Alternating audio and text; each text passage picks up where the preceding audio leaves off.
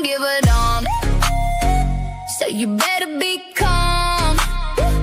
With safari hat on, we digging deep, come on. Yeah. Born in a country that was meant to be free. Gifted in yapping to prove conspiracy. Educated in the cornfield but dreaming of the beach. Inspired by a humble host, let that man preach. Republican, nah, Democrat, ew. Reporting what's true through a new view team. I don't give a damn. So you better be calm. With safari hat on. Until the weeds come on. I don't give a damn. So you better be calm. With safari hat on. We digging deep, come on. Yeah. Tiger shark circle, but I'm staying the course. Deep research, digging, overturn every source. Tin foil squirrel, organize the chaos. Gather each acorn, expose corporate payoffs. What matters the most? Respecting what is true. Always be saying like moss, she'll grow on you. Welcome to I don't give a damn. So you better be calm. With safari hat on, triceratops. Hold on. I don't give a damn. So you better be calm. With safari hat on. We digging deep, come on.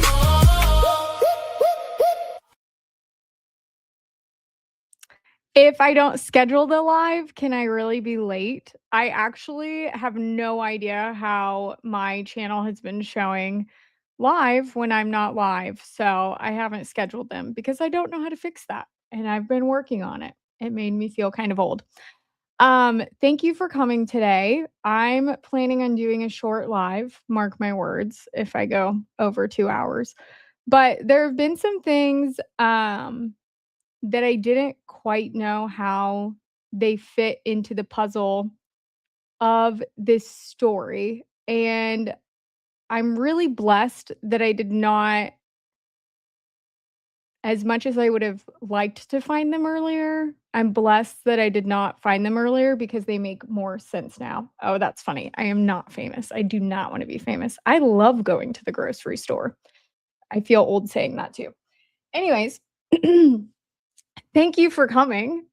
We have a famous guest in the comments. Baron's up in here.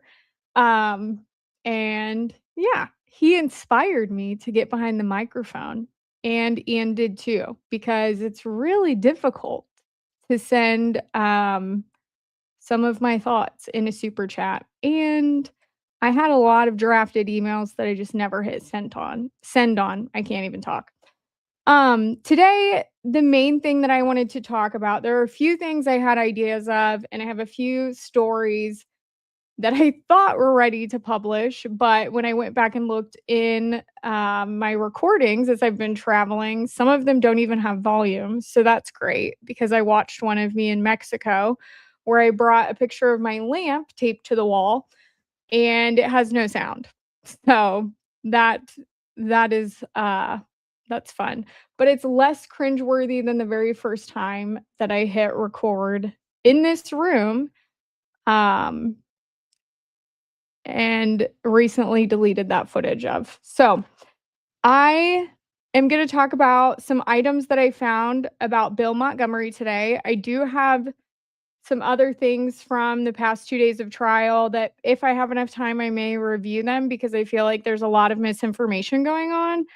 I'm a nerd, so I watched every single second of the last 2 days as it was live, and then I went back and reviewed some of my notes throughout, and I am baffled by some of the things that people are sharing on X. Actually, I'm not baffled. I think that it makes sense with some of the things we're going to talk about today. I got the monkey lamp from HomeGoods, and the guy in line thought that it was a joke, actually. So someone's saying that they like my monkey lamp, and I got it from HomeGoods. I always wanted one that had the lampshade because I feel like the one where it's, like, holding a light bulb doesn't look complete. And yeah, so got it in line. The guy thought I was buying it as a joke, and I was definitely not buying it as a joke, and I think I've said this before, but my response was, "Yeah, I like weird things. I have dead butterflies on my wall." So, that's why I don't have a lot of friends. But thank you for coming. I see some of you coming in.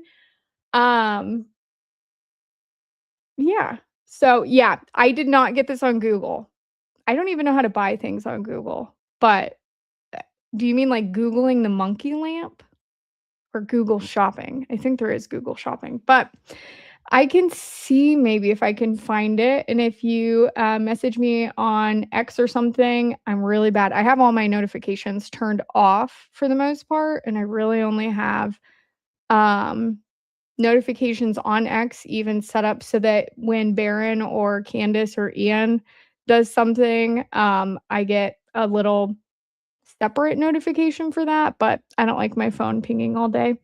So, thank you for coming. Hi, squirrel. And I'm just going to get into it. I don't really have a lot of notes today because I didn't know how to say this until I was just putting some of the screenshots together. And I wanted this to come from the heart. But one of the things that still brings me to tears to this day is the life of Charlie Kirk. And seeing the way that those who currently produce the Charlie Kirk show or make slanderous statements about his legacy and who he was as a person or who he believed was or was not his friend and have said false things about him is very disheartening in a way because it makes me sad that he was just surrounded by people that could do that to him post-mortem. And it also, in a way, gives me peace that he's not struggling, um, being surrounded by people like that every day. I couldn't imagine going to work and not being able to trust people like that. So, welcome in, and the famous words of someone else. And I'm just gonna share my screen because I could yap all day. And then it will sound like gibberish. Oh, I'm already sharing my screen. I just have to hit this button up here. Okay. Ah, my I think I have this. Nope. We're gonna go with that one. Okay.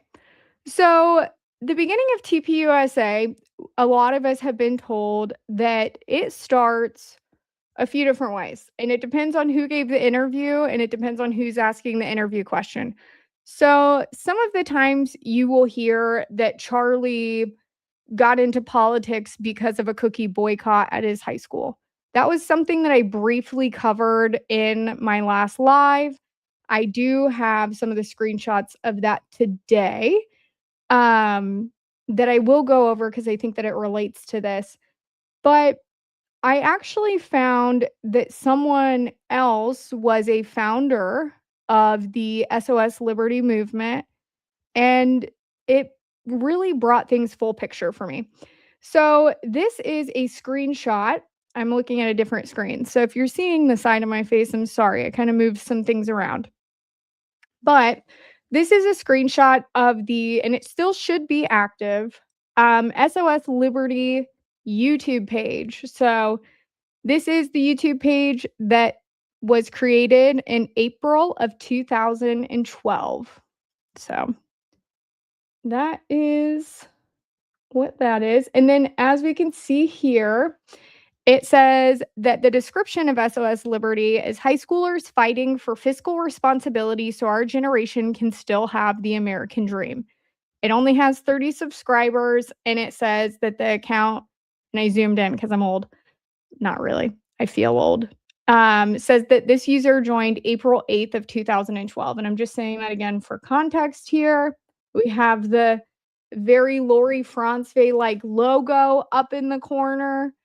But we're going to move on to these three people here. In the middle, you will see Charlie Kirk, and he is the co-founder of SOS Liberty.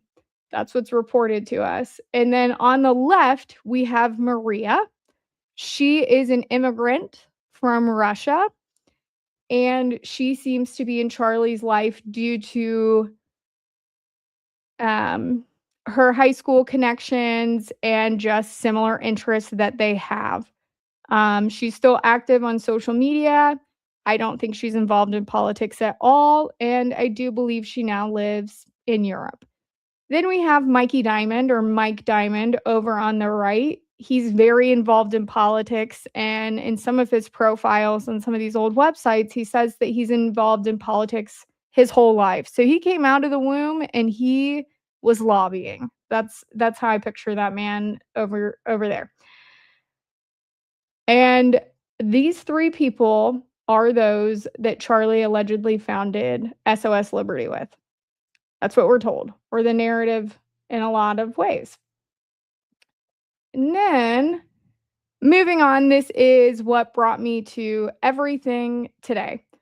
So I was playing around, and sometimes this happens when I was sitting there and I was like, it just doesn't make sense. There's something here that's a bigger picture that connects from the beginning. And I felt like that because I kept seeing the same patterns of media, political movements, people getting into media that had no experience. When I think and look at Charlie Kirk and I think of his confidence levels in some of those first speeches, I don't think someone that wanted to go be in front of a camera. I hate being on camera. Actually, the only reason I'm on camera is because I can't share my screen and it makes sense with what I'm saying. Otherwise, you're just believing what I'm saying, and I don't want you to ever do that. I mean, obviously, I'm not going to try to give you false information, but I want to be able to back up what I'm saying, and sometimes when you're talking about complex things, you have to show pictures with them. So, thank you for coming. I see more people in here. Um, M likes cheese. I see you. And Baron. Um, is your name Michael Diamond? No, mine's Clarence. What, David? What is that? So, basically, I found on one of these profiles, and then I started to find it a lot, that Bill Montgomery is the founder of SOS Save Our Schools Tea Party in Lemont, Illinois. And a lot of things started to click for me um, in the past week as I reviewed that information. And I started to think about, we're told that Bill hears Charlie giving a speech in an empty auditorium, and he says, don't go to college, come do this political movement. I don't think that's how that happened. And I think that the timeline of that is pretty clear when you look at the cookie boycott movement as well. I think that there was a slight pivot when Bill Montgomery realized you can take a horse to water, but you can't make it drink. You can teach someone how to be a media personality or how to evolve and to create coalitions and to use their skills and the gifts in the way that they have them, but you can't make someone use their skills and gifts, and you can't make someone develop their skills and gifts. They have to go and seek that on their own. And I found some videos looking through this that I feel like show Charlie was the one that was thriving in this circle, and he was the one that was ultimately picked to move the movement forward that was failing. Um, and I think that that clearly coincides with the end of the Tea Party movement, and also why there are these little factions and little political groups and little micro units of people pushing different narratives, lobbying, being involved in the same things, um, and basically forming a coalition to create the new conservative or MAGA movement for our country. And when I look at that, um, I get sad because I don't know if Charlie knew that's what he was getting into. Um, but it also makes no sense to me that we wouldn't be told the truth about SOS or Save Our Schools Tea Party in Lemont, Illinois, or the SOS Save Our Schools Tea Party movement, because there are chapters throughout the country. So when I found this information, it made me feel a lot of emotions, because I don't like being lied to. And I feel like every single time I heard that Bill Montgomery heard a speech of Charlie Kirk and decided that he was the one, it was a lie. And I didn't like that. So I've been trying to come to terms with this information, and I don't really know how to emotionally deal with it on camera without crying like a little baby.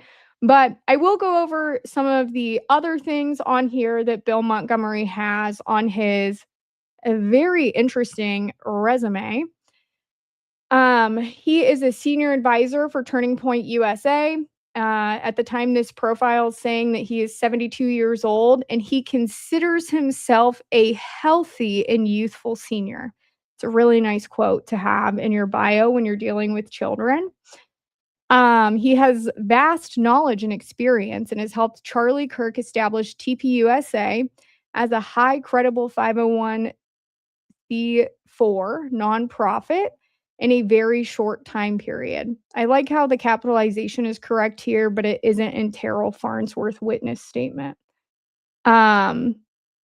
Okay.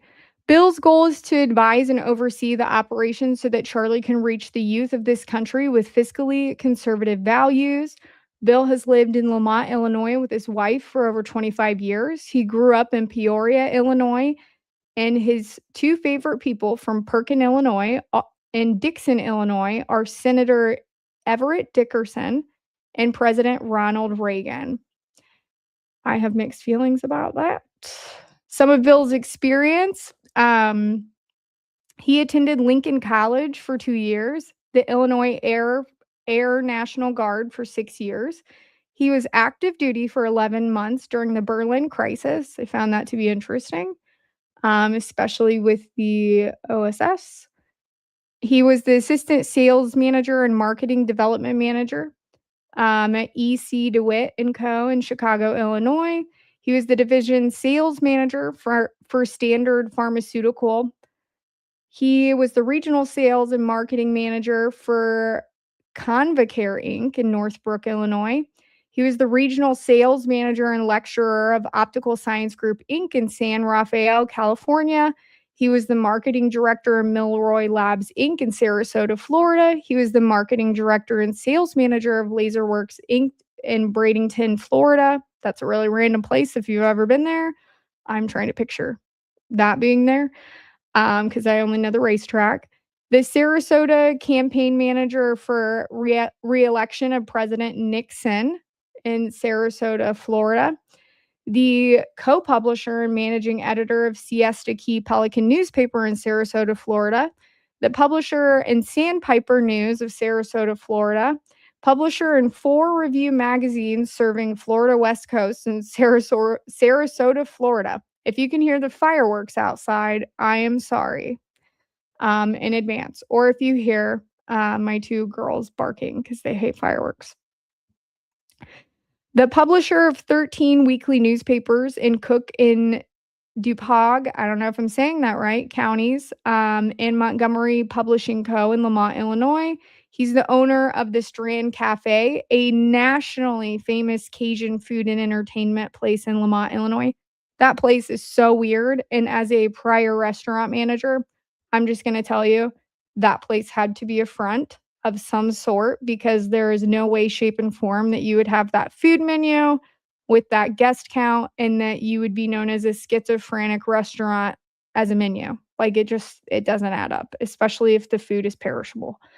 He's the founder of the SOS Save Our Schools Tea Party in Lemont, Illinois, the co-founder of the, some of these things I'm not going to say right, Des Plaines River Tea Party in Lemont, Illinois, the business development advisor at the Stapleton Group CPAs in Orland Park, Illinois, the consultant and advisor at Castle Ridge Builders, and a senior advisor at Turning Point USA in Lemont, Illinois.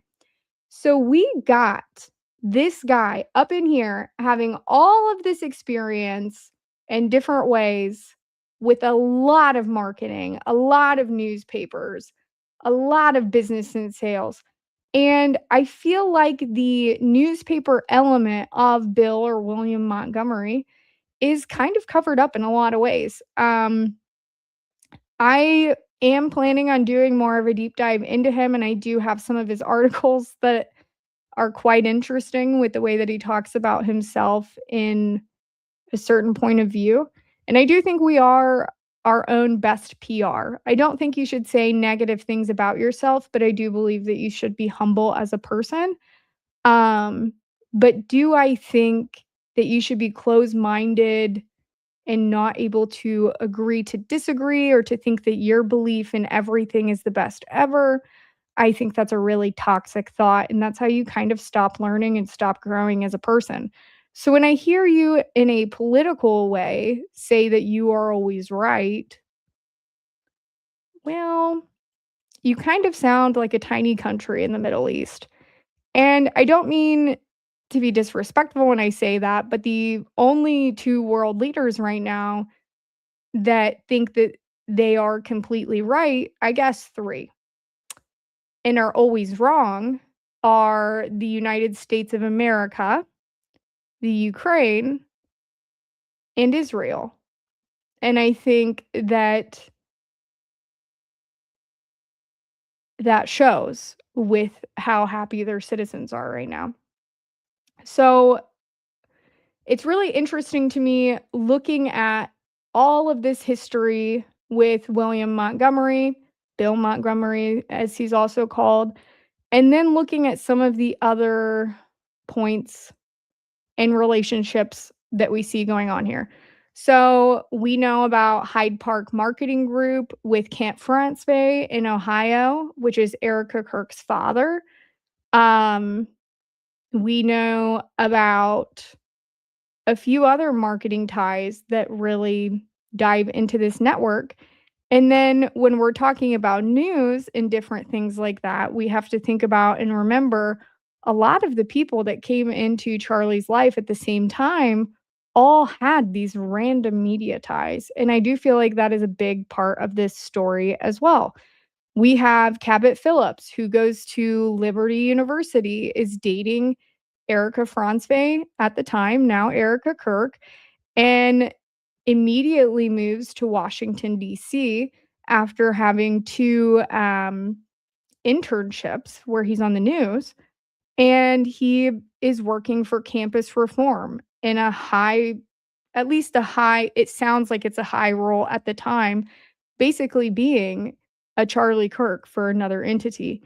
And it continues like that with almost every single person in this orbit and every single person that you see on X today that is spewing things that are just simply not true, even if you remotely listen to today or yesterday's pretrial hearing or preliminary hearing. Jack Posobiec is a really good example of this as well, and I do have some stuff that I have been working on, but the start of Jack Posobiec seems to be him retiring from being a naval intel officer, moving to Washington, D.C. after he gets married to someone from the Eastern countries in Europe, and becoming the guy that ultimately blows up on X, starts his own commentary working for Blaze, and then is the one that makes the second release of the Macron files on 4chan go viral. There are a lot of people that suspect that that was due to a bot or that he was somehow involved in knowing that. And then when you look at some of the things that continued around the relationships and life of Charlie Kirk after that time, I feel like there's a very clear narrative of what people were trying to do. So it's really weird to me looking at all of that, seeing it as a whole and trying to understand when did Charlie become dangerous to the people that he spoke out against? When did he become dangerous to the deep state? And if they knew he was going to become dangerous, why did they let him become dangerous to that point? And that's something I still haven't came to a conclusion on, but I do have a lot of thoughts. So I don't want to say them on the air and make any accusations. But Bill Montgomery is the founder of SOS Save Our Schools Tea Party in Lemont, Illinois. And it is on his Turning Point profile. This one is in 2012. So I do have some other things that I'm going to play with some clips here to show that it is not just something on the Wayback Machine. So 1 second. Okay.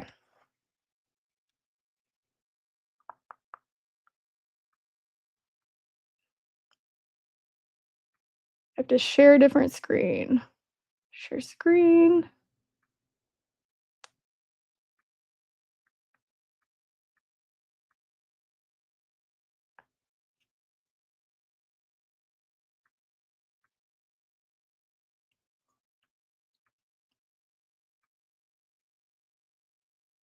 I'm going to share this one first. Sorry, I was trying to decide.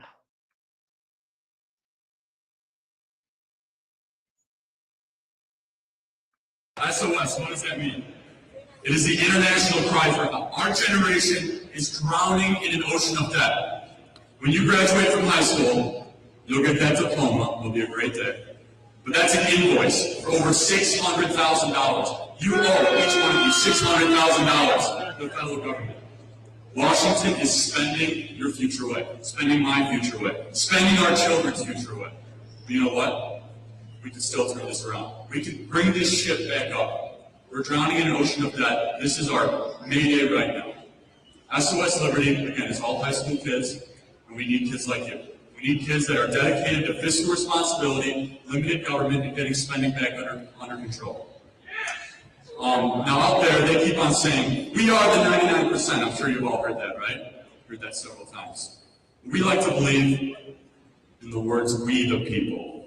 Not we are the 99%, but rather we the people believe in fiscal responsibility. We don't divide, rather we unite. We have a president who's polarizing this nation. We have a leader in the White House who's not uniting us, but rather dividing us. He's saying, well, the 1% can pay, right? But we need a uniter. We need to come together. We need a youth action unlike anything this country's ever seen. SOS Liberty, right back there, you can check out all our information. We'd love to have you visit our Facebook page. It's dedicated towards this. We are going to reduce this debt deficit. Our parents left us with a $16 trillion bill. By the time this presentation is done, our debt will have increased over $20 million. Now I'm asking for your support. I'm asking for you to visit our Facebook page, follow us on Twitter @LibertySOS, find us on Facebook, facebook.com/SOS Liberty. This is your future they're spending away. And you know what? The American dream, it's worth fighting for. Because we can turn the ship around. Brighter days are tomorrow. We can turn this around. We can save the ship. Thank you so much. Have a great day. That is what we're told to be the speech that launched Turning Point USA. And I do share that with fair use. And just to give an example of that, it will be in the description as well. But that is allegedly Charlie Kirk's first speech where he met Bill Montgomery. I don't believe that that's true. I don't believe that it's even remotely true with a few other things that I'm about to show you. But the other thing that I wanted to pull up is today how much debt we are in. I don't even know how to say this number. I'm not even going to try to say this number. But right now, our debt clock is a lot bigger than it was when Charlie Kirk gave that speech. I'm really bad at saying numbers out loud. So Not going to try to say it, but right now this is allegedly our current debt clock. But I mean, all money's kind of interesting if you know how the financial banking industry works, and how loans and how a lot of things in circulation or the creation of wealth. Ouch, I just hit my desk. Through certain things work just by putting a number on a screen. So it's around 40 trillion, according to David in the comments. So I'm going to take your word for that, David, but I really can't say numbers out loud. My husband's always laughing at me when I try to say them, because I read a lot, but I read silently. So that's also why when I say hillbilly, I just did this today and the other day, but J.D. Vance's book, Hillbilly Elegy, I don't know. It's Hillbilly Eulogy. I don't know if I'm getting that backwards, but I get it wrong every single time. So I also used to say Fockade, and I used to say it in a few very important uh, ways, like in a meeting with a CFO and stuff. I said, this is such a Fockade, and I meant to say facade, and realized that everyone's body language changed. And realized at the end of the meeting, I have been saying facade wrong my entire life. So that I don't want to, because I know that I say it's faux, I think, but I always say fox. So I don't know. Like an X, it's like, why do we make them up? I don't understand. I do have a long list of like random topics that I want to go on some tangents about, like bonfires and things. So like bonfires are one of those things we pay money a lot of the times. We'll go sit out at a bonfire and then people get annoyed being around someone smoking a cigarette. And I'm like, what does that even mean? I mean, I also get annoyed when someone is smoking a cigarette in my space because I have really bad asthma. Not that I am judging anyone smoking a cigarette, but bonfires are really interesting when you think about that. And then you always smell like you went to a smoking casino afterwards. So it's a really interesting time if you know what that smells like. And then you have to wash your hair again, and it's like this whole thing. And half the time, mosquitoes are attacking you, and it just goes on and on. Bonfires. They're an interesting thing. It's like one of those things that's classy if you're wealthy. Is it classy if you're not wealthy? I don't know. It's an interesting topic. They don't smell good. I was reading some of the comments and internally laughing.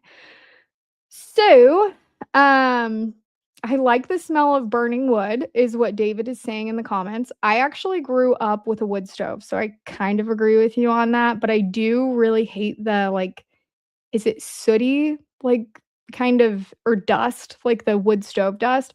But my husband and I have central air, and I am going to sound like such a brat saying this.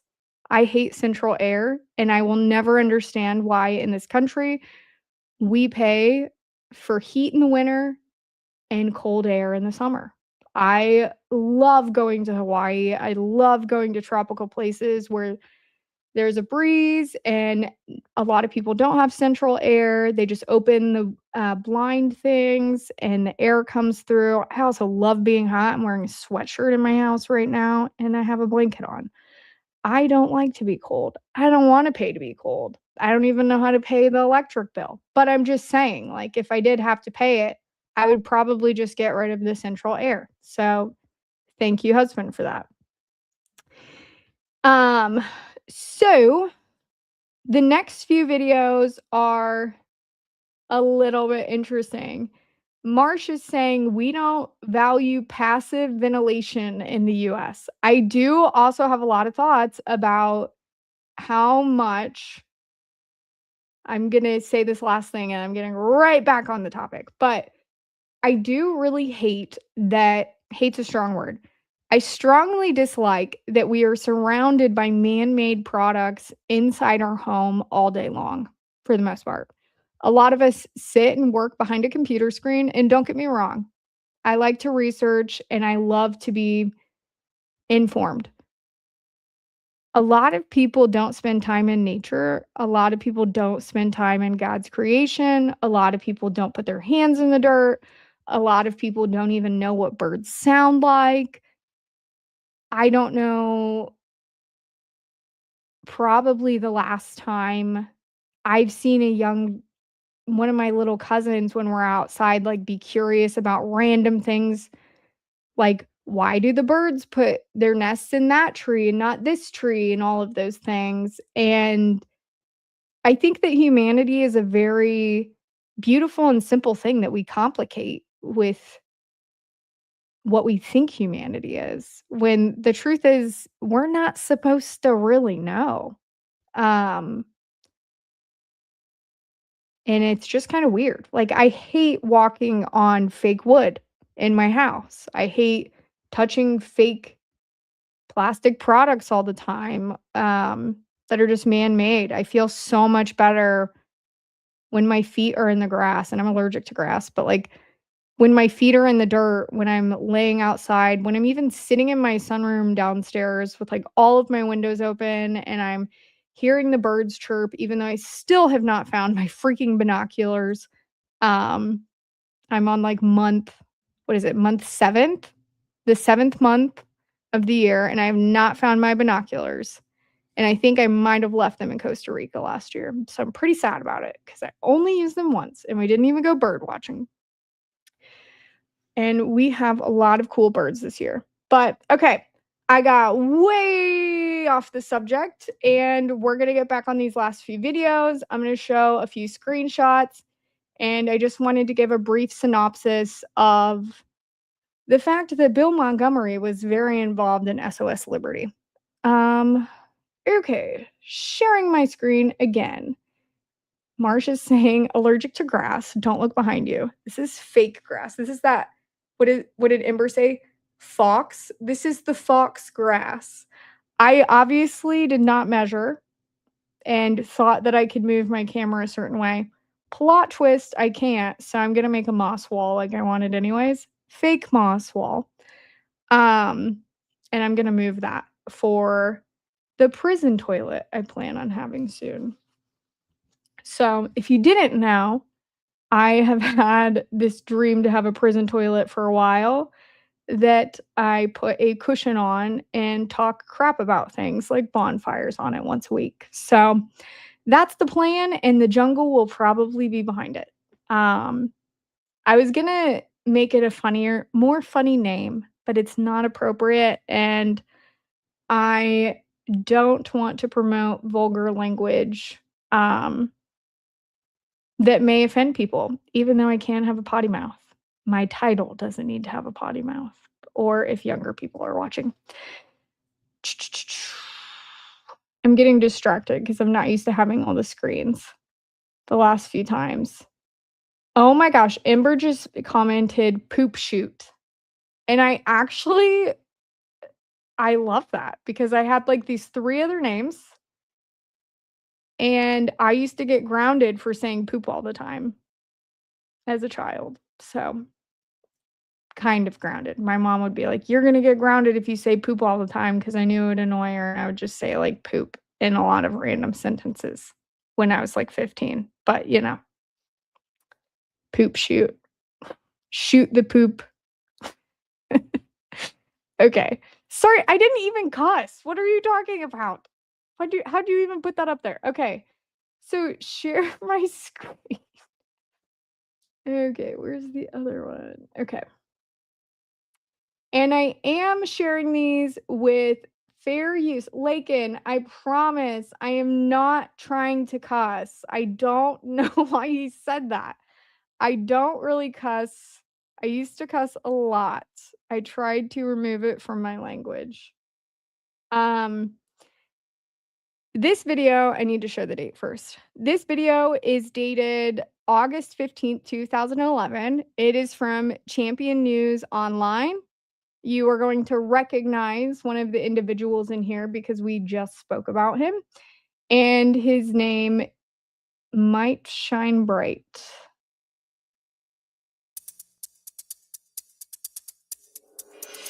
Also, let me know if you can hear it because I don't want to burp in your face.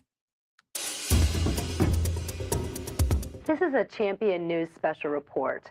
Today we have three young gentlemen from the Lemont Junior Tea Party, and they started this group because they realized their country was in trouble. We have right here to my left, we have Mike, and we have Ed and Dave, and they are all 14 years old. And welcome, gentlemen. Thank you for joining us, and thank you for helping to preserve liberty. Do you think America is in a good direction right now? Not at the moment. The reason I believe that is because, number one, we're giving all our manufacturing away, and number two, our debt is out of control. If we don't fix the debt, China's gonna own almost everything over here. Ed, what do you think? Do you think America's heading in a good direction? No. No? And Ed, you come from, where do you come from? Tell me a little bit about your story. Lithuania. And you came to America, why? Because we didn't like socialism, because he owned everything, and we couldn't pretty much vote for whatever we want. And the government was pretty much ran by mobsters, mafia. Do you think America's going in a good direction, or you think we could do better? You could do better. At this moment, it's kind of bad because Barack Obama's here, so. And Dave, tell me a little bit about how you feel the direction America is going into. I think we're going down. We're going down. And what do you think we need to do? Well, I think we need to go back to the way it used to be. Everyone needs to try. Okay, so with what was just said is we had Mike Diamond, who is the guy with Charlie and SOS Liberty, and that starts his own cookie boycott at his college the same exact day, or college, excuse me, high school, on the same exact day that Charlie Kirk starts his cookie boycott at his high school, saying the same talking points from the Green Tea Party movement. They were very focused on Obama being the biggest problem in this country. They were very focused on China owning everything. They were very focused on all of the talking points that it looks like were fed to him. And maybe he really did believe those things. I'm not him, so I have no idea. But do I believe someone that is, what is his age, 14 at the time? I think that they're all 14 here, unless I'm misquoting that. But do I think a 14-year-old in 2011 would be thinking those things? No. Would you be thinking those things at 11 years old? Would you be thinking those things today if you were 11 years old? I was worried about my Tamagotchis beeping in school when I was 11 years old. I was worried about switching them with my friends, making sure we were taking care of all of our little babies. And 11-year-olds today are worried about their phone dying so they can watch TikTok. So I don't really think that most people at that age would have those talking points or beliefs. And I think that it's also generally true, and you see this in the evolution of a lot of people and yourself, if you went through this, that most Americans are moderate at heart. And a lot of people start with more of a socialistic or more of what would identify you, if you choose to identify with a mass of people somehow, other than just being an American, as a Democrat. And you think that there should be a lot of those beliefs. And then as you get older, typically a lot of those things change. I think that it goes both ways, but I think a lot more people start in that bracket and they move over to the moderate, or even more further than that, to the conservative side or the Republican side of things. I don't generally think that most people just stay one or the other their whole life, unless they just don't like to think for themselves. But as a young teen, would I be thinking about those things? No. And most of the people that I knew at that age were repeating what their parents were saying. So it's also really interesting when you think about the fact that Charlie Kirk's parents, from what we are told and what is reported, were not very political. So where was he getting these things from? What inspired Charlie Kirk, other than listening to Rush Limbaugh? I'm saying that wrong. But other than listening to Rush at a young age, what would and who would inspire or instill these things in him? Would it be Bill Montgomery? Would it be the Tea Party movement? Who invited him to the Tea Party movement? To work. I know there's people who can't get jobs. It's a bad economy, but we have to get ourselves back out there. We have to stop borrowing and bring our companies back to America. I know you all don't pay taxes yet, but you know the government does get a lot of money from taxpayers, and a lot of times government makes decisions based on political factors such as districts and political allegiances, and they waste money. Do you think that this government, this particular administration, is being good stewards of our money, or do you think they have a tendency to waste money? Oh, they're wasting I money. think they're wasting our Yeah. money. Yeah. Are you Do you think that our government is being a good steward of our money right now? Marsh, can you create a poll? I don't know how to do that. I'm not that high tech. I'm clicking buttons. I don't know. Oh, wait, there's a berm one. I should put that poll on here. Do you think there was a berm or not? I did see a picture in the trials of the berm that exists from the angle that I was right on. But I won't do Bermgate 2.0. Okay, I'm going to trust Marsh to do that unless he fell asleep. If he did, then just say yes or no in the chat because he may have. My phone is opening my microphone.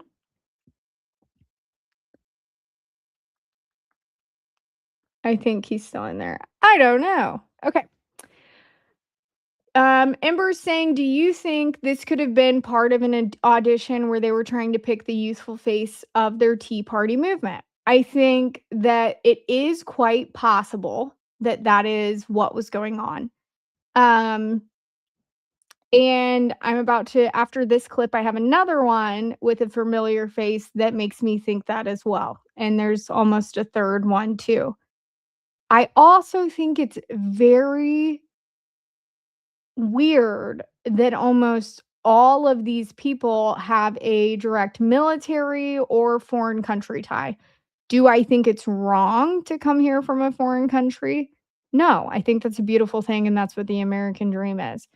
Do I think it's weird that you would want to assimilate in a new country by getting into politics or by wanting to do that from even a young age? I think that that's a very bizarre thing to do. And I also think that it's a very bizarre thing to do unless you are in the military and meet your spouse overseas for a majority of those people to be marrying foreign people.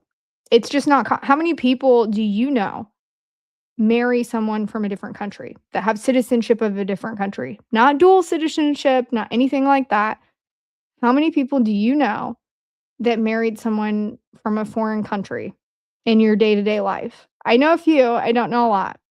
And it's not something that they talk about often if I do know them. So it's not a bad thing, but it's just a little bit weird. So, sorry, I was reading another comment as I was scrolling up. Marsh is not asleep, everyone. So we have I don't know how to get back there. Whoops, I clicked a lot of buttons. Okay, thank you, Marsh. This is our beautiful, on my screen, it's super duper tiny because I have a huge screen over here. It's bigger than a TV, which is obnoxious because then I have all these tiny little screens.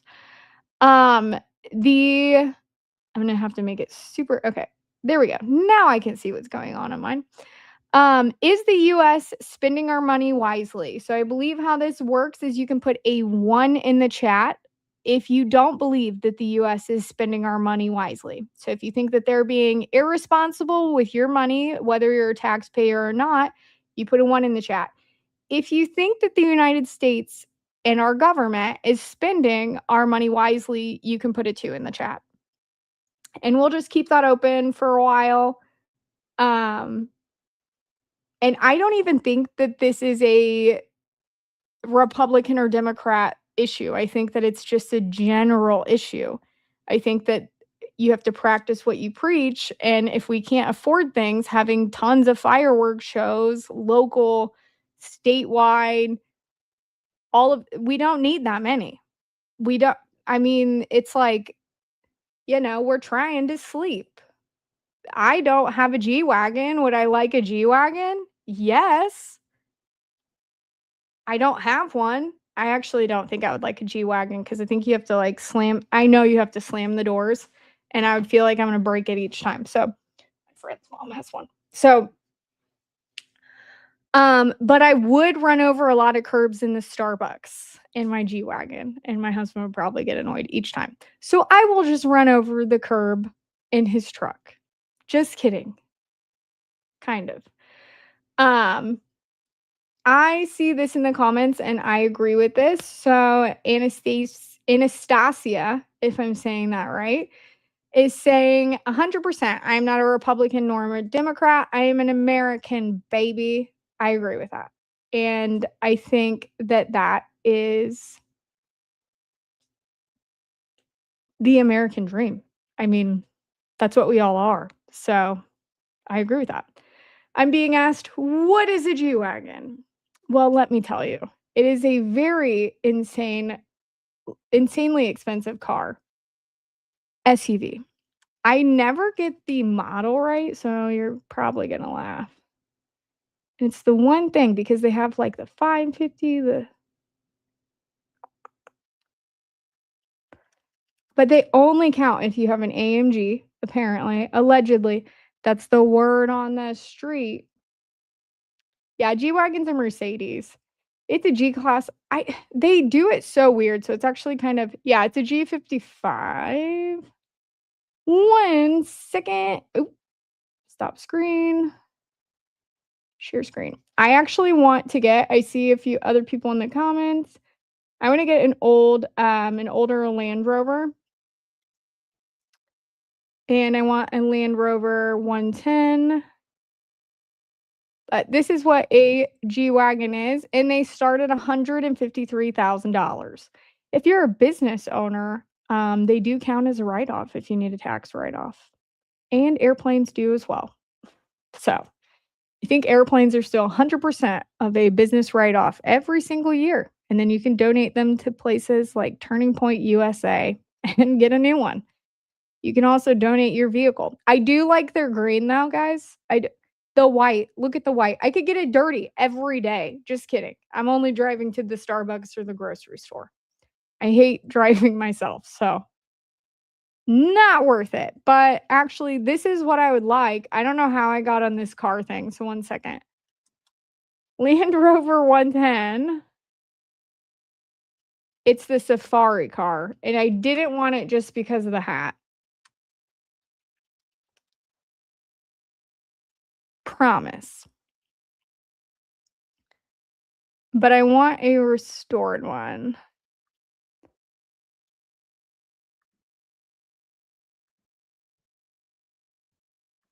But I kind of want my husband to restore it because I'm frugal like that. If he's awake, he's going to be like, what are you talking about? Okay.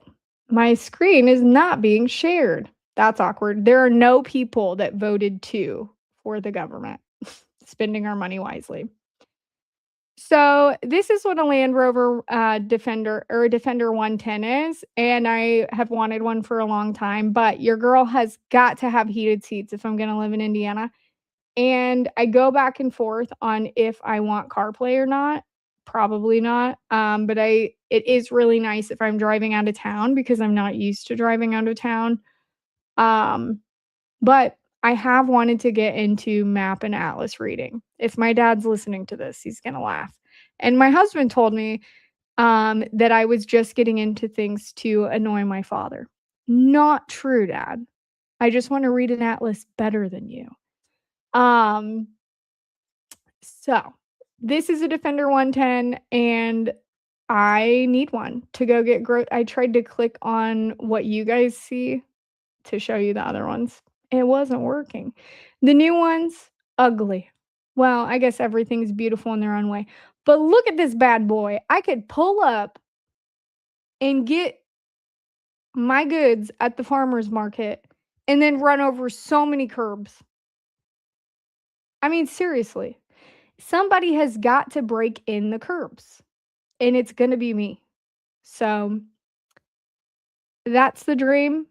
I think I want a green one. I know everyone thinks I'm a dude because I like green, but yeah. So Marsh is saying to me, "Oh, you want 24/7 surveillance system that studies and shows and record your private discussions?" No, why would I want what do you think? These don't have that. They're too old. What are you talking about? Insurance companies probably love you. Yeah. Yeah, they do. They do. They do because my husband used to work for one. I'm joking. Um Lakin also likes green, and she's not a guy. Well, Lakin, every single person that sees my username and sees my icon thinks that I'm a dude. I am kind of one of the bros, but I'm not a guy either. So I do think it's quite funny. Marsh is saying CarPlay. No, that's why I go back and forth because I don't. That's part of it. Like I'm getting rid of my phone, so not really. And you know how I feel about that. You know how much I can talk about Axon and Carbine. Don't even come at me with that, bro. Um, Lakin wants a Volkswagen van. I have a friend that her dad has one of those. I don't think they really use it. I agree both parties are bad. I live in a blue state. They definitely spend more on stupid stuff. If you have had to run a profit and loss statement and you know how to read GL lines and go and track things, you should go do that for your local government. And you should do that for your state government. And you should see where some of that money goes. It's quite interesting. But it would bore most everyone to death. There's so many. I'm trying to keep up here. So I'm sorry. I feel like that would be awesome. That would be an awesome beach vehicle. Too bad you're in Indiana. Ember, I know. I need one for here and one for the beach house that I don't have yet. But I agree with you. I do look at houses all the time and I'm like, husband, we could buy this one and I could just go there and yap on a microphone by the beach.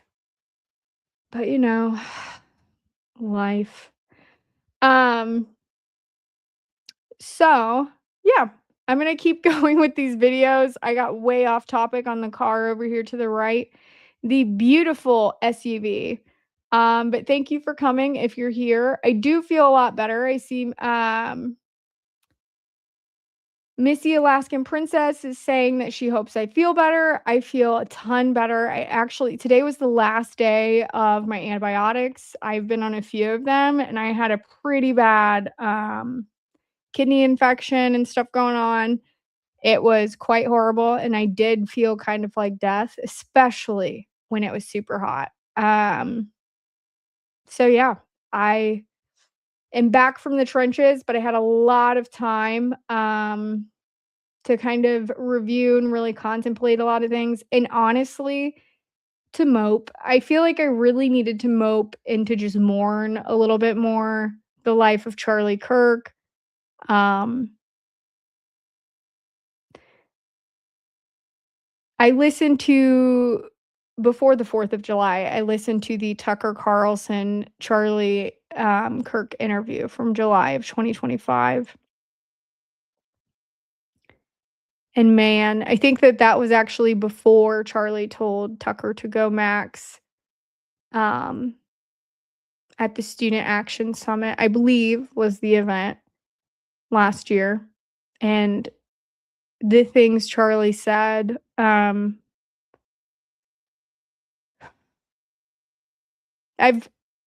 get emotional thinking about it still. So, Charlie really believed a lot of roads led back to the intel agencies and that the deep state was going to be a big problem if it was not nipped in the bud. And you can go and find that interview and listen to it, but I have some tissues nearby. I love how the Land Rover stays up here.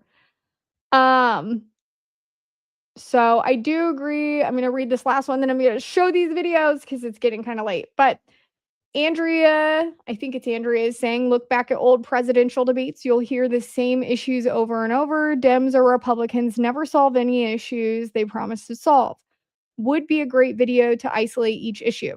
I agree with this. And I think that you can also go back and look at George Washington's farewell address and listen to what he said about allegiances to foreign nations, the cancer of a political party or a divide in your country where you're not holding your country accountable because you're identifying as whatever this group or the mob or the masses are doing. And I think that you can see any time in history how dangerous that is. A group of people get together. And most of the time, when a group of people get together, they stop thinking for themselves. They only get in that hive mentality. And that is very dangerous when you have people that can make money or that will take advantage of you or abuse the system. And I think that our country has been very complicit in that for a long time. And I think both parties have. I don't think it's a Republican issue. I don't think it's a Democrat issue. I think it's a everybody issue. But when you remove the emotional aspect of most of these issues, like, do you think you should be convicted of a murder with the potential of the death penalty if there is, in 2026, no video evidence present that you committed that crime? I feel like most people would say no. And maybe some people would say yes. But there are a lot of other issues like that that people conflate, and they kind of use your emotional toll, like on certain things with abortion versus murder, the death penalty, and all of those things. But when you remove your emotional conviction about those things, most of us have our own ethics and moral values that you're just applying with another told value. Like, most of you, if I'm getting off topic, and I know I'm doing it again, but if you had a friend that kept their dog in a cage, and that dog was only in a cage for its entire life, and the dog was in a cage because it just bit people. I mean, really hurt people. Like, it would just bite people and may have accidentally killed a few dogs. It may have purposely killed a few dogs. It may have just been a really angry, sick dog. A lot of people would come to your house and be like, dude, what the heck is going on? Like, what are you doing? That's very inhumane. You're keeping a dog in a cage.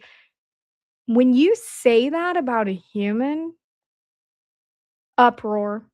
Masses of people are like, oh my gosh, blah, blah, blah, blah, blah. Have you ever been to a prison? Have you ever been to a jail? Um, it's interesting. That's all I'm going to say. I don't think I'm right or wrong about everything, but it's a really interesting argument because people say, well, you don't have the right, but then utilize that right in the same way with being pro-choice. And then you take the choice away from the life that choice is being made about. So it's a really interesting argument. None of us asked to be here. We're just here. So it's interesting in theory. We get, our emotions all discombobbled, and we all are influenced by a lot of different things. But at the end of the day, you just have to sit there, try to remove your emotion as much as you can, because you are the only person that can decide how you feel about something, and you are the only person that can choose how you feel about something. Stop giving other people that power over you. It's a very important thing. So I agree with you. And I'm already over an hour. I told Marsha I was going to do this in under an hour. Plot twist, I didn't. He's probably already asleep. Okay, moving on. the next one. All right. So if you can't hear this, let me know because I am drinking water and I may burp, but I'm going to try not to. And all right. So we already did that one. Oh, wait. Why is it not share this tab? Okay. Marsh never put his money on it. Well, I'm bad at gambling. I don't even know what I do. I just press the buttons, but I do like the Buffalo slot machine. Okay, so this is just showing you on YouTube. You can see the SOS Liberty is still on there. It's a screenshot of what I showed earlier. You can go subscribe if you want. There's nothing on there. So, Merry Christmas and Happy New Year if you would like that. Then I believe I already showed this. I think I showed it in the screenshot earlier. I'm pointing like you can see the other half of my screen. You can't. If you can, you're magical and congratulations. But this is an example of the screenshot. I think it's the same exact link. Yeah. So this is May 12th, 2013 in the Wayback Machine that I pulled that from. And this is the Bill Montgomery profile that is showing he is the founder of the SOS Save Our Schools Tea Party in Lemont, Illinois. And that is Bill Montgomery. So the next one I have, we're going to keep going on this clip because it coincides with the other one. I messed all this up because I like zoom. Oh no. Okay, there we go. I zoomed in, then I zoomed out, and I'm zooming everywhere. And you can't even see what I was zooming in and out on. So that makes me feel a little bit better. We got the zoomies, like my German Shepherd. Okay, let me know if you can't hear it, but I'm gonna go through, I think, only a little bit more because it's a little bit relevant. I kind of want to just fast forward to what he says here.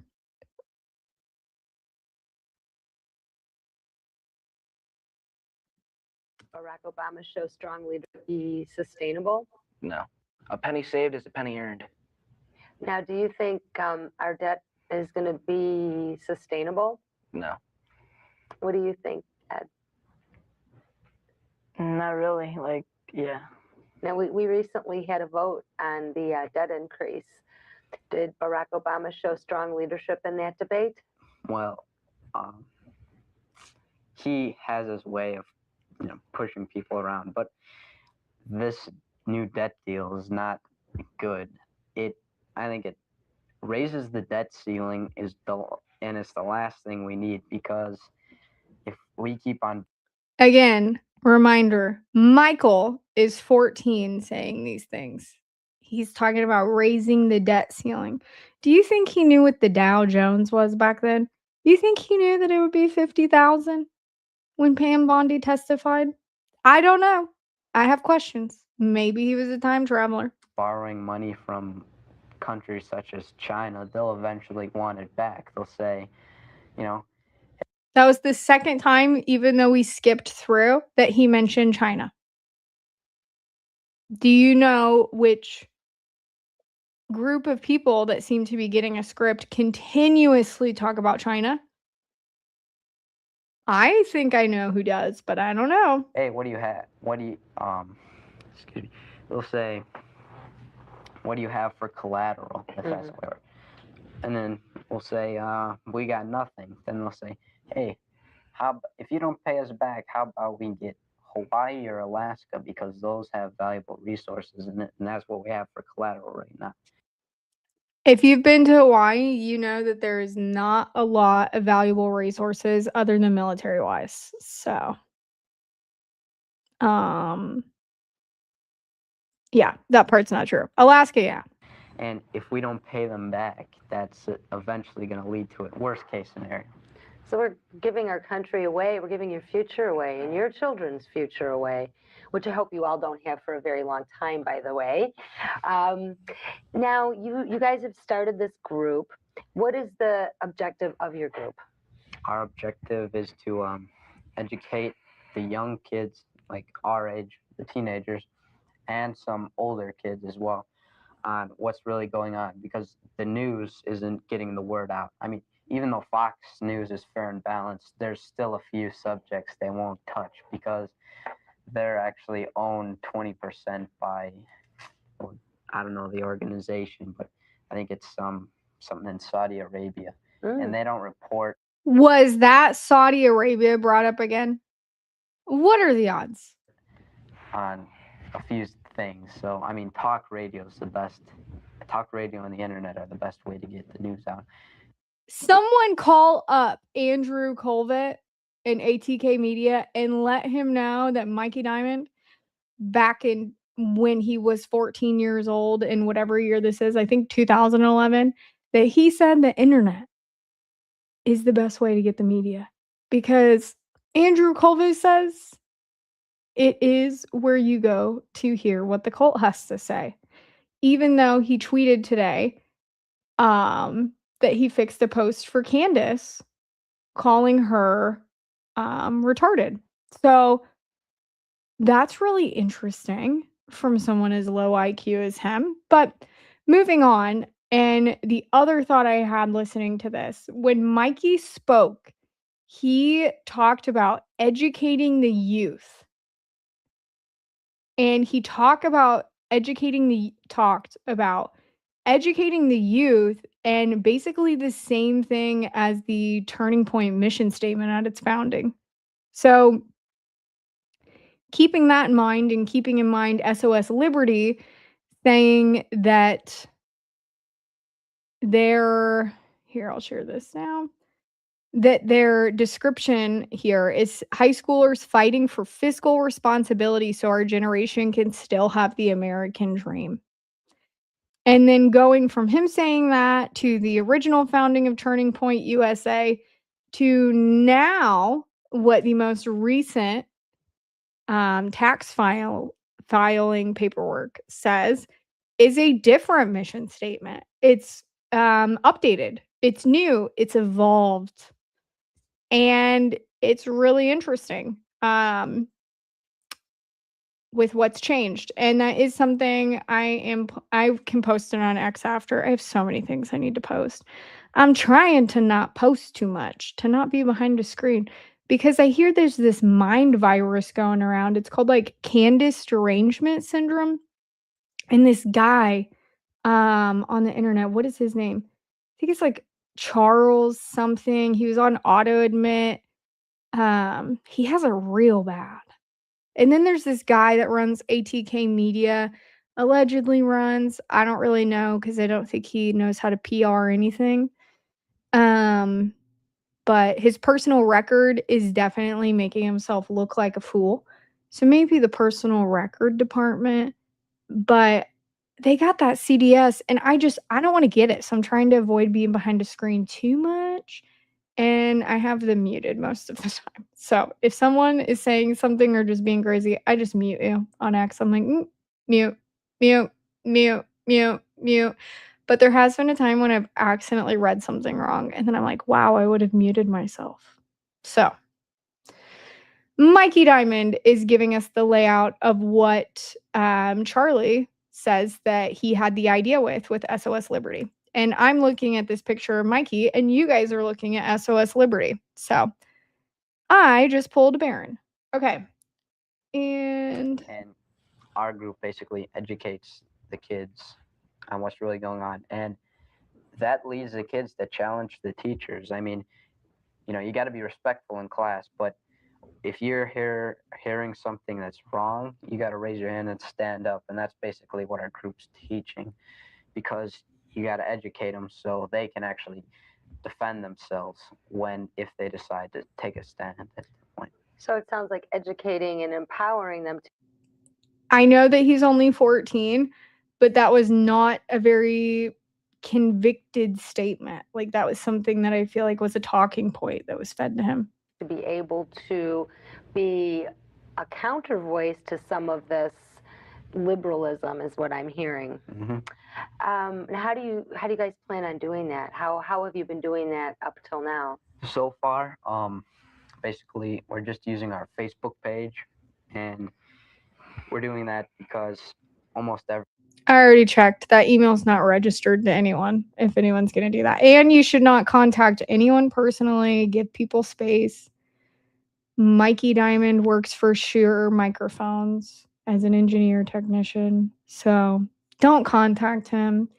But he would know about microphones. Ember is in the chat asking who put them up to this. Well, I do have a theory that I don't think is that far of a stretch or even out of the realm of possibilities. So I think that, he keeps going. Here's some Dave over here. Look at his little smirk. Look at him. Charlie came into the ring and they were like, let's get ready to rumble. I don't think it's Bill, actually. I see Anastasia saying that. I don't think it's Bill.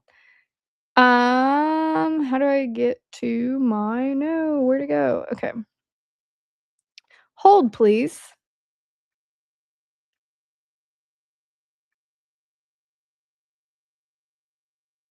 Oh no, I zoomed in, then I zoomed out, and I did the hokey pokey. I turned myself around.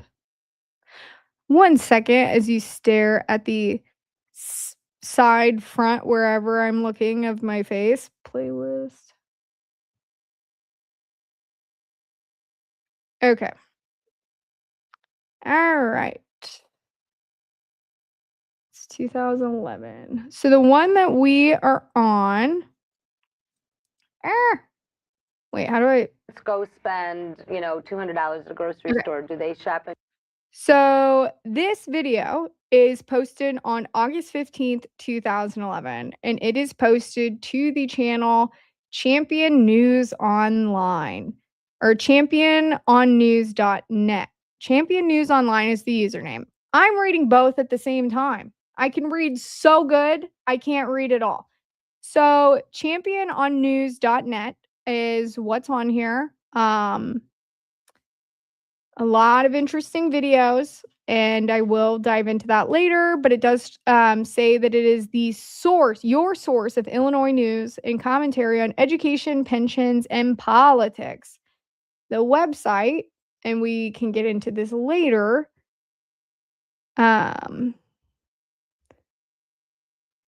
website currently shows championnews.net. And it has the Illinois Pension Scam book on here by Bill Zettler, a commentary in public pension research. It kind of seems antiseptic to me, but that is just me.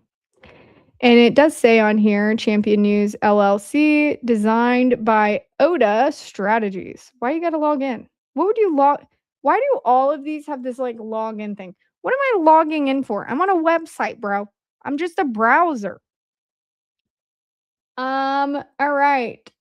And then Emma's saying what 14-year-olds name their political club Tea Party. It's one thing to attack Republicans, but Tea Party. 14-year-olds that want to get into West Point.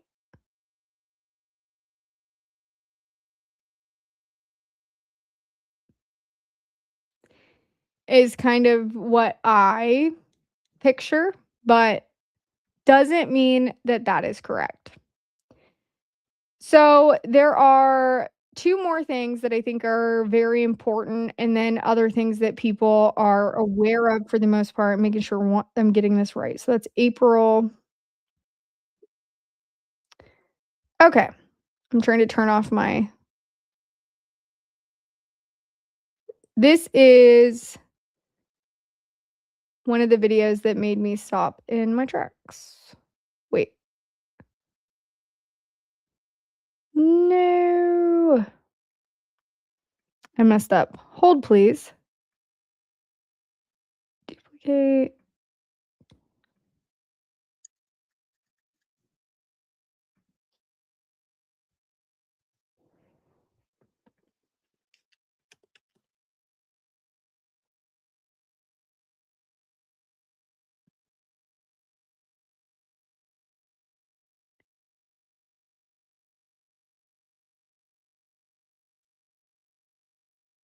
Okay.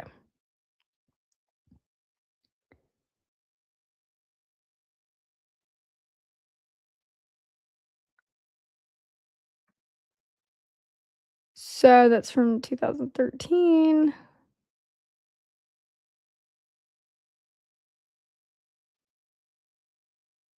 Those ones are older.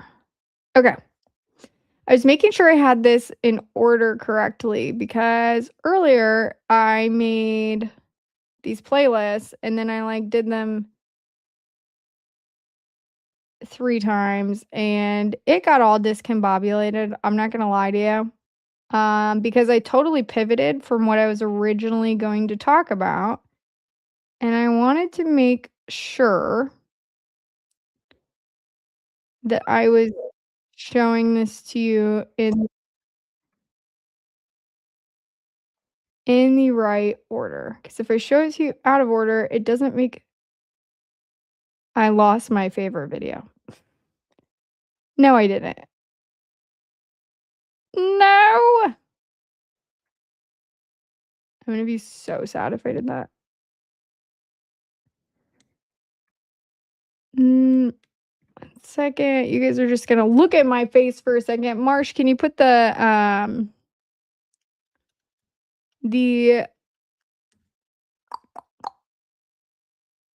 why can't I think of the word? The thingamabob in the thing. Can you put the if you think the United States is fiscally responsible or not in the chat or up on the screen? Um,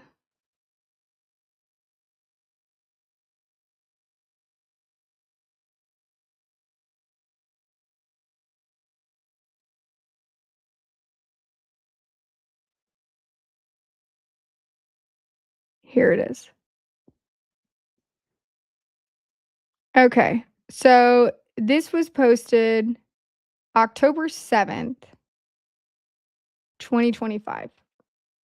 So this is posted 1 year or 1 year. 1 month after Charlie Kirk passes away. Almost 1 month. Turning Point USA posted this on their channel. I'm going to show the first few seconds of it in fair use to show the commentary under the fair use rules on YouTube that is eerily familiar to the video we just watched. The description says, and you can't see this, so that's great because I didn't share it at all. The vote still says you do not believe that our government is spending our money wisely. That is what the vote says. If you think that we are, you can put a 2. If you don't think we are, you can put a 1 in the chat. Vote. I'm just joking. You don't have to. You can vote if you want. I don't care. So this is the lady that was just on the video. I hate it when it does this the black edge around the screen. Marsha's going to be like, why'd you do that? I don't know. I don't know how to fix it, sir. Oh, wait, that's on her screen. The lady has it on her screen. Oh my gosh. Okay. You can see my screen having a party on my glasses. It's very tiny, but I could see it a lot bigger. Okay. I'm going to hit play. This is the lady we just saw. Today, our founder, Jack Roser, and myself have Charlie Kirk with us. And Charlie Kirk is a young man from Turning Point. He's the founder of the organization. And Jack, how are you today? Well, I'm fine, but they've seen me before, but they haven't seen him. And this guy is a mover and shaker of young years, but a marvelous experience you've done with your life. And I understand that you're a bit of a critic of the school system. Well, what is the matter with you that you're criticizing the system that has made you so wonderful? Well, you know, it's not all because of the school system. There have been some very good teachers, and through my years at Wheeling High School, I enjoyed my time. But there were a lot of times where I felt that the teachers were pushing an alternative agenda, and that our textbooks were That is the website where Bill Montgomery's biographies saying that he helped found Save Our Schools in Lemont, Illinois. Just so you know. Written in certain ways to make us think things that were not true. They were trying to remove the founding documents from the U.S. history classes. They said they were not relevant. They really spent a lot of time on the progressive era, and our economics textbook was written by Paul Krugman from the New York Times. And in it was factually incorrect data. I stood up to my teacher several times, and I try to get other students to do the same. Now, I have a question for you. What do you mean they removed our founding documents? They made a motion to try to remove it. It did not pass in the school board, but they tried to remove it from our U.S. history class. Specifically our Constitution, our Declaration of Independence? Well, they tried to remove for our U.S. history classes everything before 1860, saying it was not relevant. That's stunning to me. Now, it did not pass. It did not make the news, of course, but it showed that some people found that our founding documents no longer had relevancy in our schools, which is really concerning. That is extremely concerning. What was the teacher's reasoning, Charlie, for our founding documents not having relevancy to our country right now? Some educational people in our district that said that we need to have a more progressive view of our country and that everything post 1860 was more relevant to what the kids need to be learning. And I found that alarming. And again, that wasn't all the teachers in the district, but it was a select few. And even a few, if they are teaching that way, it's very concerning. Now, you may or may not know this. What was the parental involvement in something like that? Or first of all, the awareness level of parents, and then the involvement. It was minimal, and parents have not. Carol, I hear you and I see you because I'm a Midwestern, and Charlie is one of us. Not been involved in school boards like they need to be. They do not run for school board. They don't show up to the meetings. Just the fact that Paul Krugman had an economics textbook approved and put into our public high schools is inexcusable. And that's, who is Paul Krugman, and why is he relevant to this conversation? Who is he? Okay, Paul Krugman is a nationally known Nobel Prize-winning economist from the New York Times. He writes a daily column. He also wrote the book Conscious of a Liberal, and he's a renowned collectivist. Obama was given the of course prize from the same organization. Did Obama just get brought up again? Are we time traveling, guys?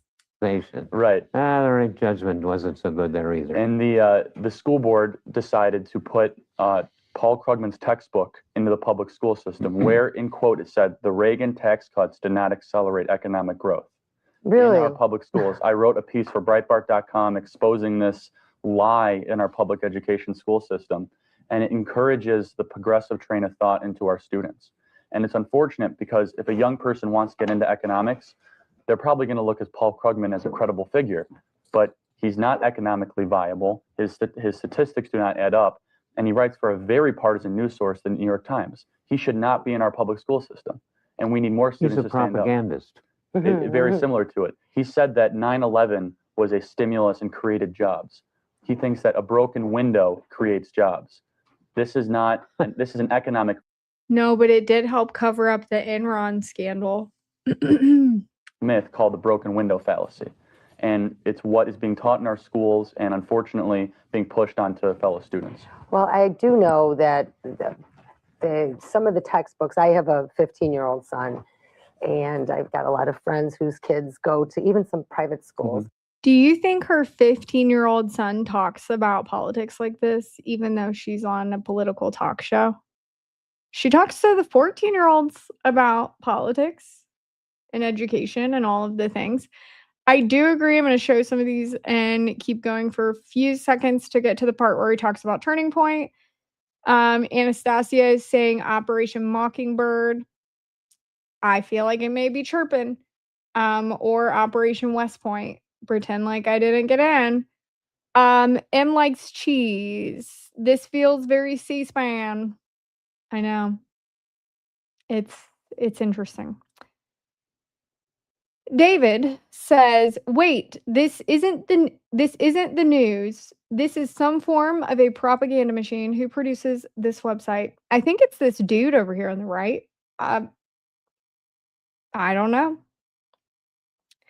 Patty says, "Great tips on dinks today." Thank you. Before all of this happened, I was studying to take the LSAT, really wanted to go to law school.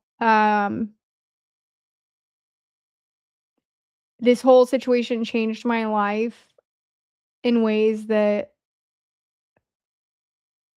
I can't even bear to explain, but I love my ADHD. I also hate my ADHD. I love my ADHD because it helps me move a bajillion miles a second and be able to keep up and remember things that other people wouldn't remember. And things like investigating or seeing the discrepancies or the patterns that can be super helpful. In real life, not always helpful. Do I know where my car keys are half the time? No, I don't know. Not even my backup ones. I'm serious. So, can I remember both of Erica Kirk's birthdays off the top of my head? Yeah. Do I even know how old I am? No. Half the time I don't. So, when I hear litigate like today, I was like, bro, okay. Well, you can't say that you believe that this person is the person in the footage when there are a lot of data points that you are not utilizing to prove that it is or is not the person in the footage. There are a lot of receipts and transactions that you can cross-reference with the surveillance footage that you did not also submit in the compilation video of Tyler Robinson allegedly eating at Chick-fil-A on September 10th, 2025. You can very clearly look at the transaction timestamp that comes with that. And then you can go, I used to be a restaurant manager, pull the POS and receipt that's on file. And if you see the individual paying with cash, that is harder. Yeah, but the receipt still exists. And you would be able to pinpoint that with that person in ways. But I'm going to be really honest with you. It's 2026. I would bet you that he's not paying with cash. And I would bet you that someone else probably bought that Chick-fil-A for him, because it is really difficult to go to a college Chick-fil-A, because I've been to some of them, when you are not a student at the college. So everyone is saying that that's a bombshell and people aren't talking about Tyler J. Robinson was not a UVU student. How many people go eat at a college campus that are not a student of that campus? And how many people know how all of their food works and that knows just where to park in the morning at their parking garage that also requires payment for every single parking spot with contactless payment? And you can see him referencing who they believe to be Tyler J. Robinson holding his phone multiple times.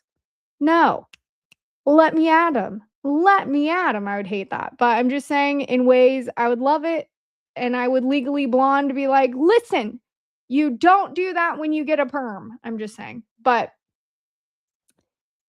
it makes me mad that people hear something and their next thought is just like, whatever. And I know that it's not the trial, but I'm just saying, when you're talking about evidence and you say that you have no evidence that technically places that person there specifically, but you have all this other stuff showing that you believe it to be that person, when you are trying someone with the death penalty, it's not appropriate and it's not enough. And with all of the resources that we have, when you're talking about Orem, Utah, and LVT was literally headquartered there forever, that worked with Flock, that Axon just recently bought in November 2025. Not Flock, I guess. Axon bought Carbine, which was Jeffrey and Ehud Barak's reportee rebranded from the Tel Aviv originally headquartered company. And it is the body cameras that are worn all over campus that day. They've been in Utah since 2023. They solved crimes in Utah for someone that set a wildfire, pretended like it was an accident. They proved it was a crime and charged the person with crime. Because the way that Carbine works is anyone in the vicinity, when someone calls 911, guess what happens? It's Pegasus for your phone, guys. So when I hear people sitting there being like, we don't have the, you do have the footage. So why are you not showing it?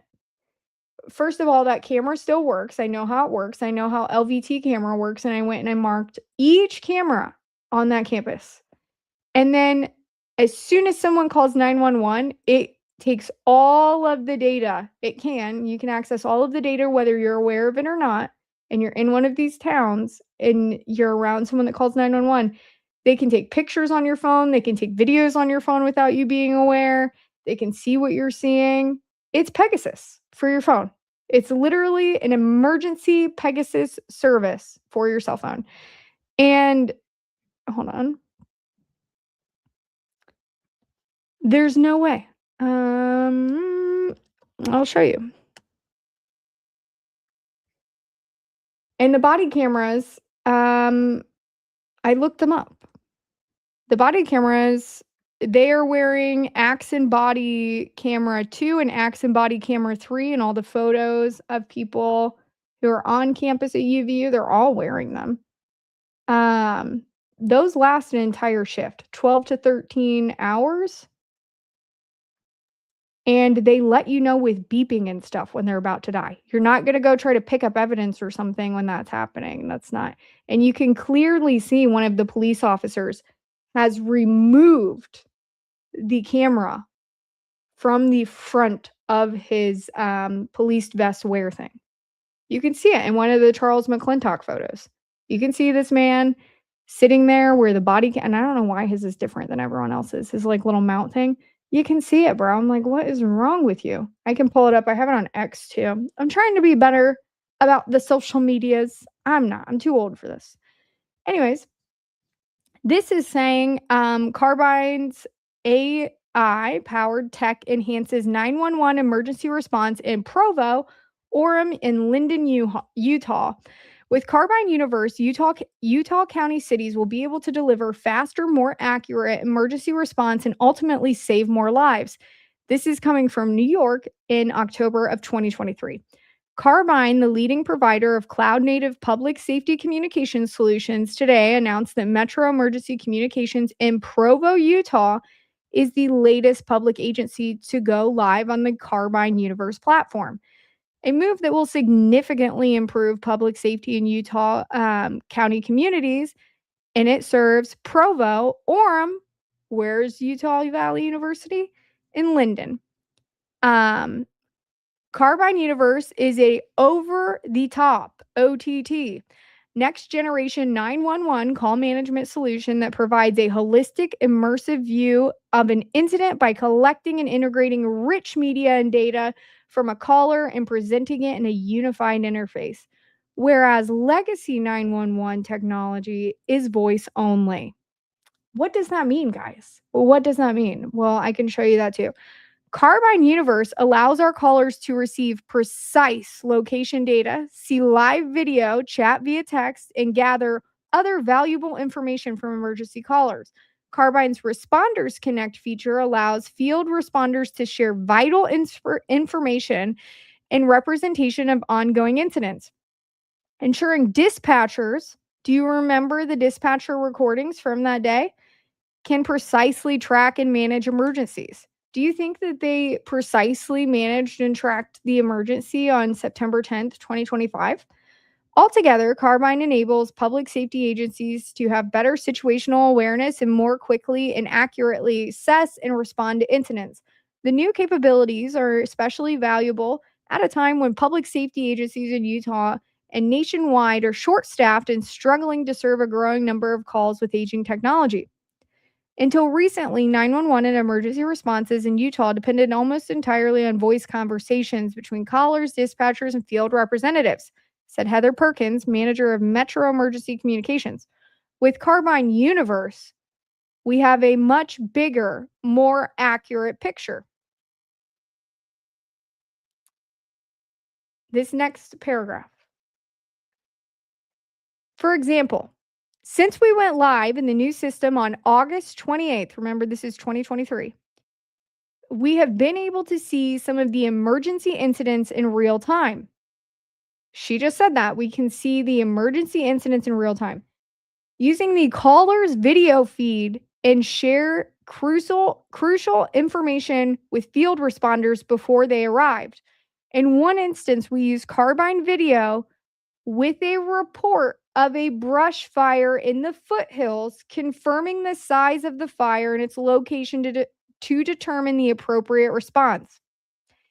In another instance, using GPS, we were able to determine the information provided by a caller was not accurate and possibly prevent a false report after questioning the caller about the discrepancy.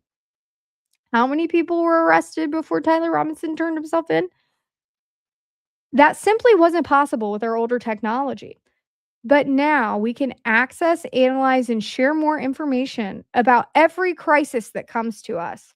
That kind of insight and awareness will help us help many people in crisis, Perkins added.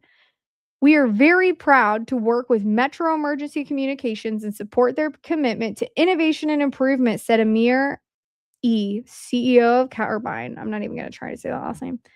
He quoted, "Our technology helps public safety departments perform their jobs more efficiently and effectively because we believe every person counts." That's interesting. At this time, it does say that it is headquartered in New York.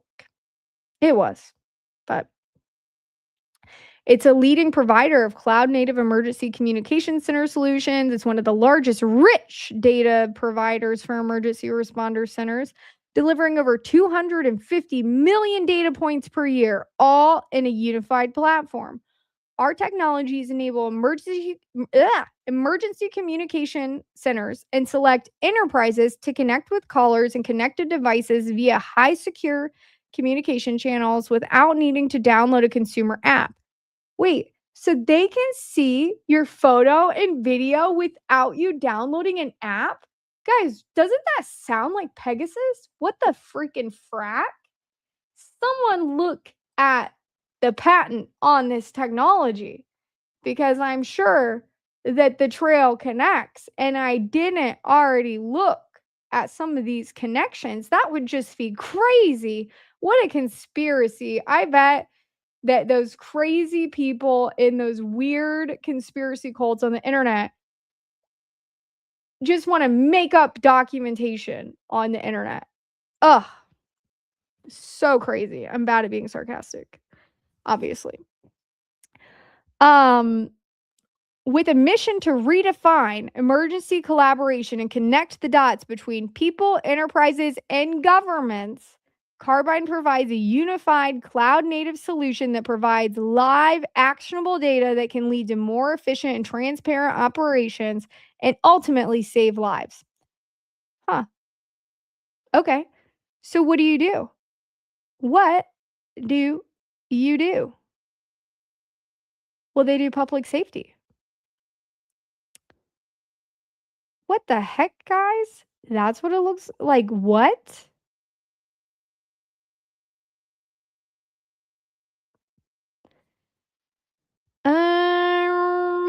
One second. This is a Carbine team. You can see here. Carbine was founded in 2015 after a personal experience revealed a critical gap in emergency communication. After being robbed at a beach, Amir called local emergency services only to discover they couldn't verify his location or send immediate help. This moment highlighted the disconnect between modern communication technology and outdated emergency response systems.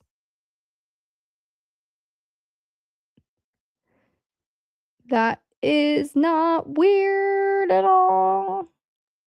I'm just joking. It kind of is.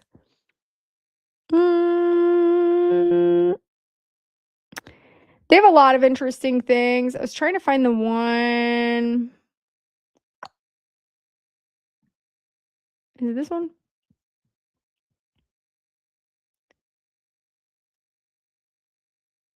I mean, it basically, is it this one? Yeah.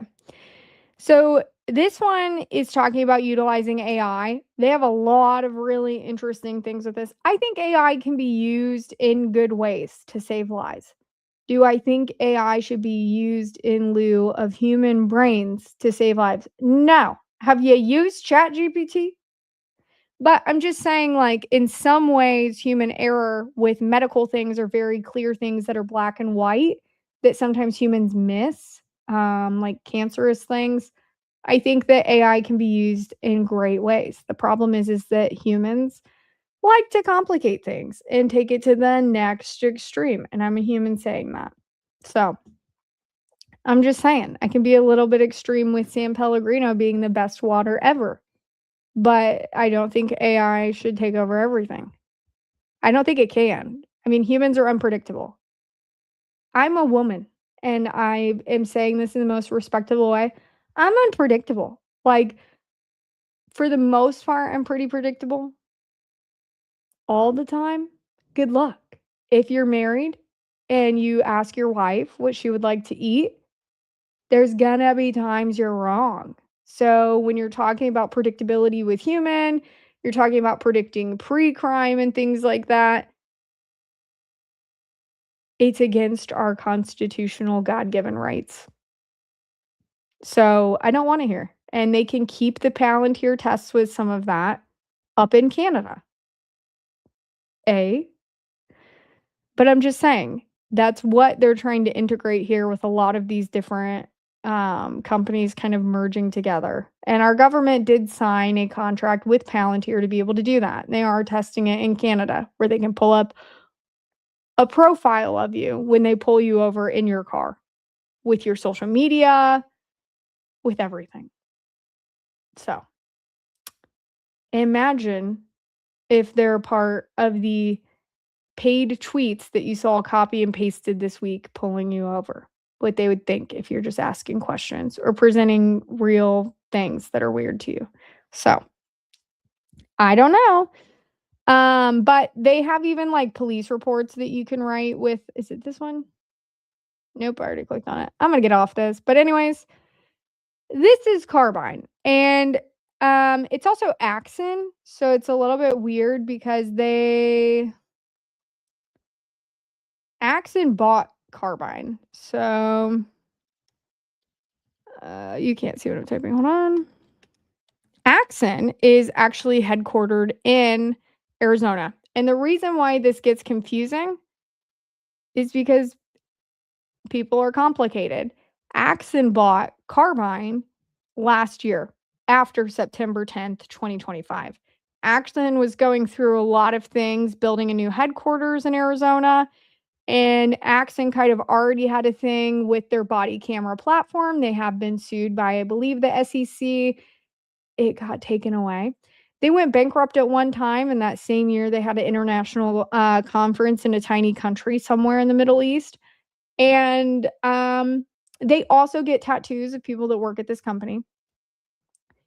And almost every single body camera footage that you will watch today, because it is now a monopoly for the most part, and that's why they were being sued, because they were giving away body cameras to local police stations so that they all were like basically using them and then lowering the price to an insane amount so that all of their competitors would go out of business. And I think that there do have to be checks and balances, but for you to then seek government contracts and certain things in a way, it's inappropriate. And the way that it happened was just really shady. And I believe in a free economy, but I'm just saying, we're all paying for this now. So was it free? Was it free? I don't know. Whatever. I sound like my grandpa. I'm like, I'm joking. My grandpa doesn't sound like that. He says crazy stuff. It's where I learned my argumentative skills. 1 second, because I actually have a picture of all of this on here. I'll show this because,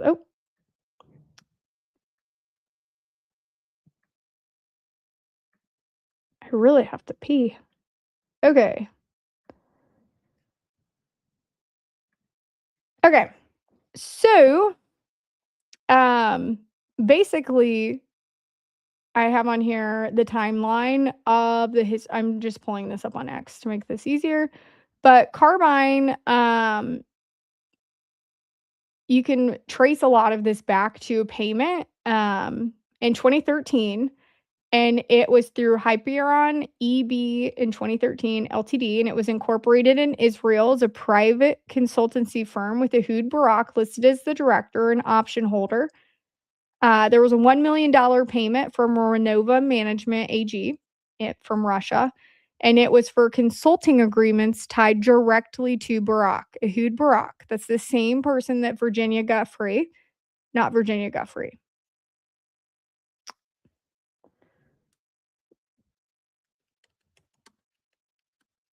I really suck at names. It is Virginia Guffrey. Why did I not think that was right? Okay. Rest in peace. The same girl or the same guy that Virginia Guffrey wrote about in her novel or her biography that was posted after she passed away. The interesting thing about this, if you go back and you look at some of the Pollard documentation, that's declassified from our government, by the way. So I may sound like a conspiracy theorist, but what the hey? It's Wednesday. I almost said Tuesday. Oh, it's because it's past midnight. Whoops. Okay, 1 second. Hold, please. I don't know how any of you are still awake. Marsha's saying Dufresne SP. What the frick does that mean, brother? Okay.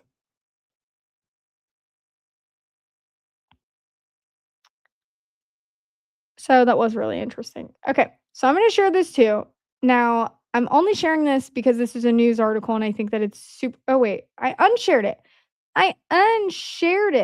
Yeah, I was getting their names confused. Guthrie is different from Gouffre, I think. I think I'm saying it wrong. Virginia Dufresne. What are you, sir? I unshared. I have to go to the bathroom. Don't make me laugh. Okay.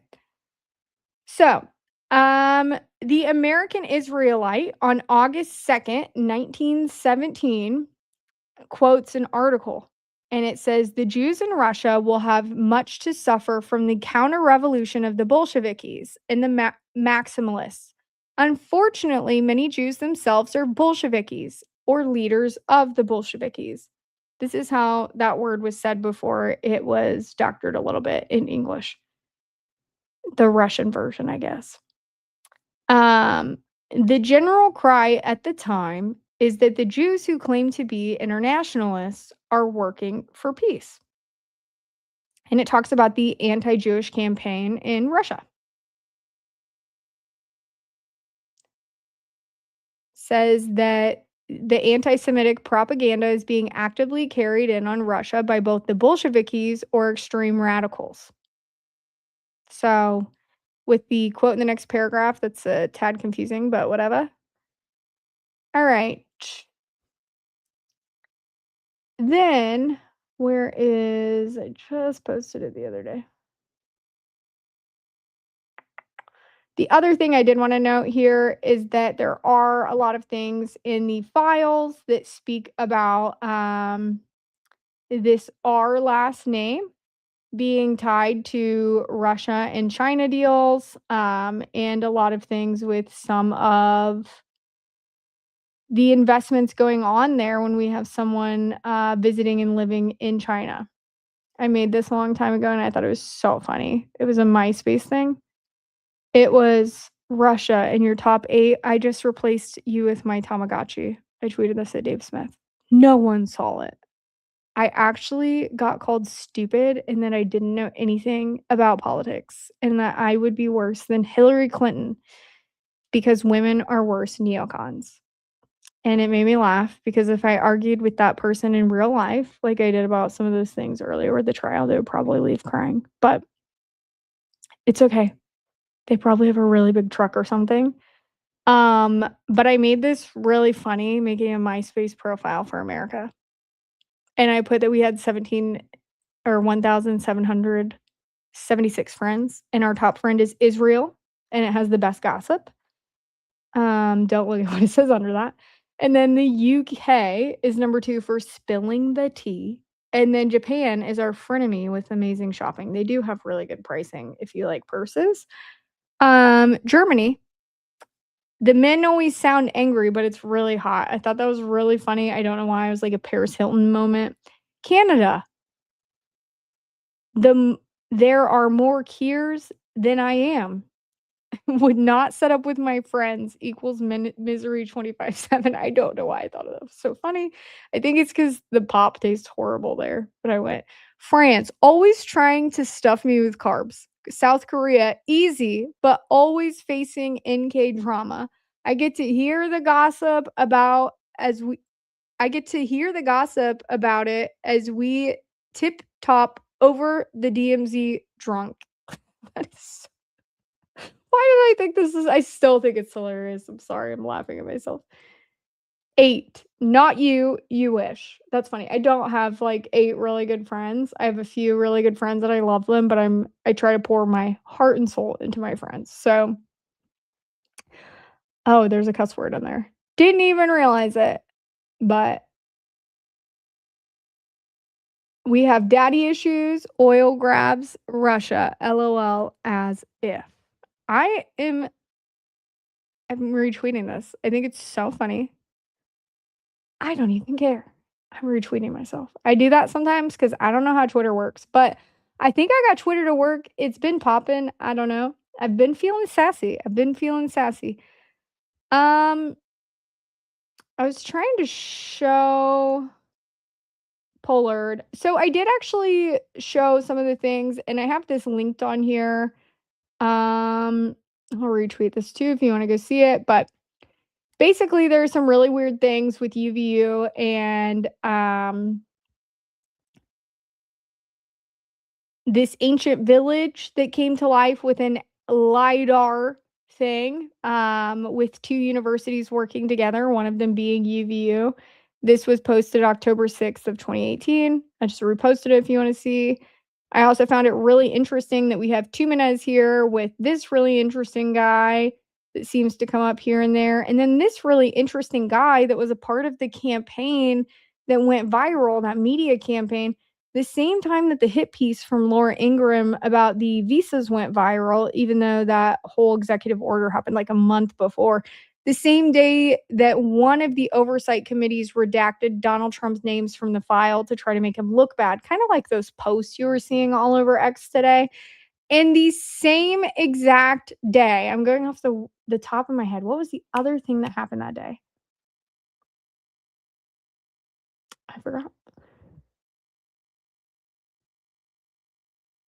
Was he the one debating there? I think he was. Yeah, he was. Civility and Strength. What date is this? November 12th. It is November 12th. That was the day. He's there doing a debate on civility is strength at UVU campus as the video is going viral, saying to not take military orders that are illegal. Now, do I think that our military should be able to give illegal orders? No, our military should follow the law and also international law, which is a lot of gray area because you got everybody doing crazy stuff all the time. But should you take an order from the military if you were someone that was a student on some type of scholarship, intel pipeline, something, and you were a part of an operation that you were doing your job and didn't realize what was going on, and then you didn't want to take another order, or you were ordered to take another life that they saw as a potential threat to the country that had no evidence that they were a threat to the country? Should you take a life of your own citizen on your citizen soil if your military told you to do that? I don't know the answer to that. But there were a lot of orange shirts on UV's campus. I have a few campuses, but on campus on September 10th. And I'm just saying, it's like the media, the campaign dudes there this day, as everything else is going viral. 2 Menez is retiring. She's in banking overseas. Barack Obama's mother went to the Philippines to be a banker. It just I'm like, how do you know that many people that bank? I don't know, but they seem to just be everywhere. So they also have a whole drone program. So it is very easy to also get a drone form on their website. So not against the law. Not hard to do. Just do your job, brah.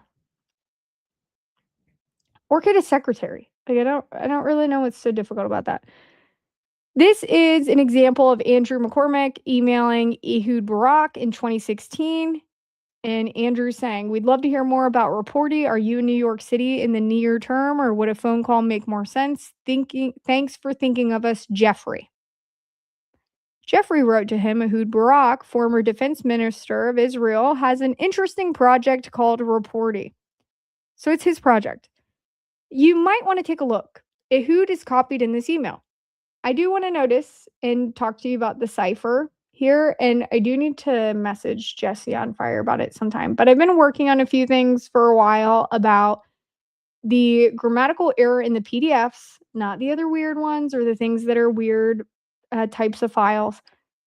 There is a weird cipher in this where the grammar is purposely done. On the spaces in between commas, capitalization, misspelling of words, you can see it right here. Israel's not capitalized. There will be a misspelling in a word and then a weird thing. And I've been working on it. It's weird. I don't like it. Ehud is saying here and CCing someone, Reporting Homeland Security Ltd. Term sheet draft. Please note the change. Bleep. This change was discussed by me with Jeff following a telephone call, I think. We both had with Panat. I'm not going to say that name. I don't know how to say it. I know who he is. I don't know how to say it. Hi, Jeff. Dr. Levite presented the science to me in much more details. Couldn't see a product. They didn't have it yet, but they're leading experts on advanced radars.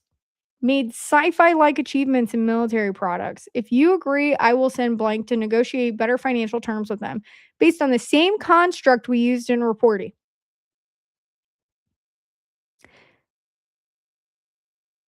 So, wait a second. Construct we used in Reporty. Jeffrey Epstein helped him with Reporty? What the freaking frack? That's not some conspiracy.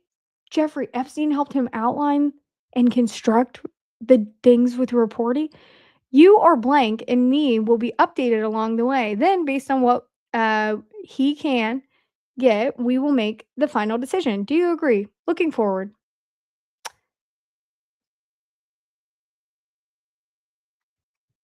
He told Putin no, allegedly.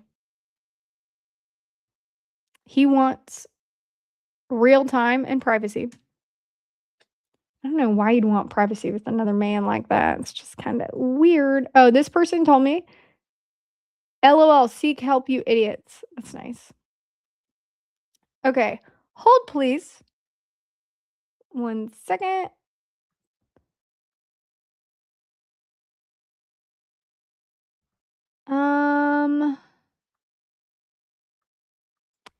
I said his name earlier. Sorry, I just clacked in that. I need to use, my throat's getting real dry. Okay.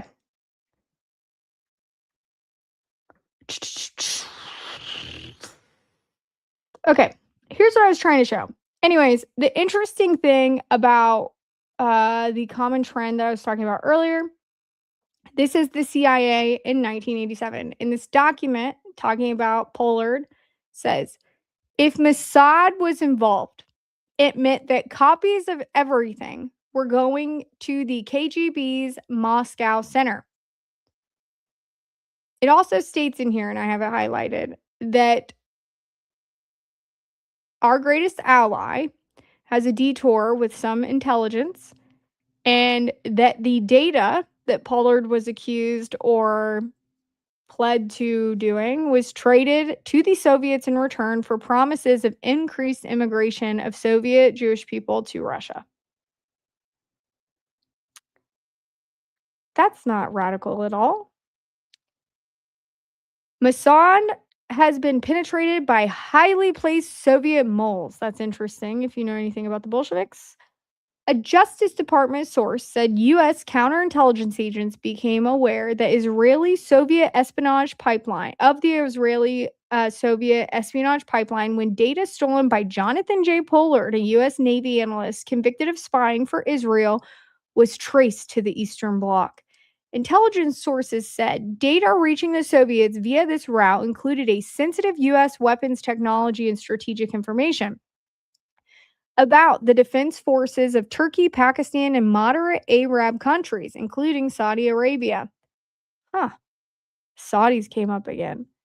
U.S. intelligence analysts said that Pollard data was traded to the Soviets in return for promises to increase immigration of Soviet Jews to Israel. One analyst said Israel's right-wing Jews are involved with spying for the Soviets and called it ironic. Noting that left-wing elements were responsible for similar scandals in the past. A senior U.S. official said morale in Mossad had plummeted, but refused to comment on whether the breach had damaged U.S.-Israeli intelligence ties. One of the guys was commenting that if Pollard had stolen stuff, at least it was going to a U.S. ally. But a CIA guy spoke up and said that if Mossad was involved, it meant that copies of everything were going to the KGB's Moscow center. What does that even mean? Why? Well, I wish that it stopped there, but it like really doesn't. It's like the weirdest thing ever. I'll retweet it if you want to. I mean, it's on my Twitter, and I think you can go search it. The document still exists on the CIA website. You can go read the whole thing. I actually do that when I'm bored. So instead of trolling the trolls from under a merch bridge like some people choose to do, you know, I try to read stuff and things. And then other thing I was going to say, because this just came up and I found this out this week doing this because I'm a curious Sally. So there were a few other Pollard documents that I found to be super weird. And one of them was talking about the Mossad and why it was created. And the reason that it came up is because Jonathan Pollard was a member of LAKAM. I think I'm saying that right, LAKAM or abbreviation. Mossad was actually started as Hitler rose to power. And the Zionist movement launched, I'm not going to say this right, so I'm not even going to try. But they had, I think it's Aliyah Bet, aka Hapala. And it was a massive organized campaign of illegal Jewish immigration to mandatory Palestine.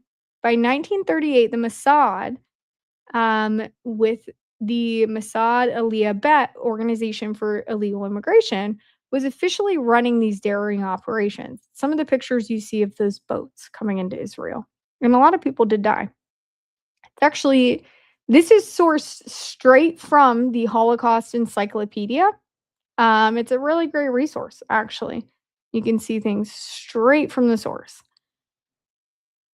This is a screenshot.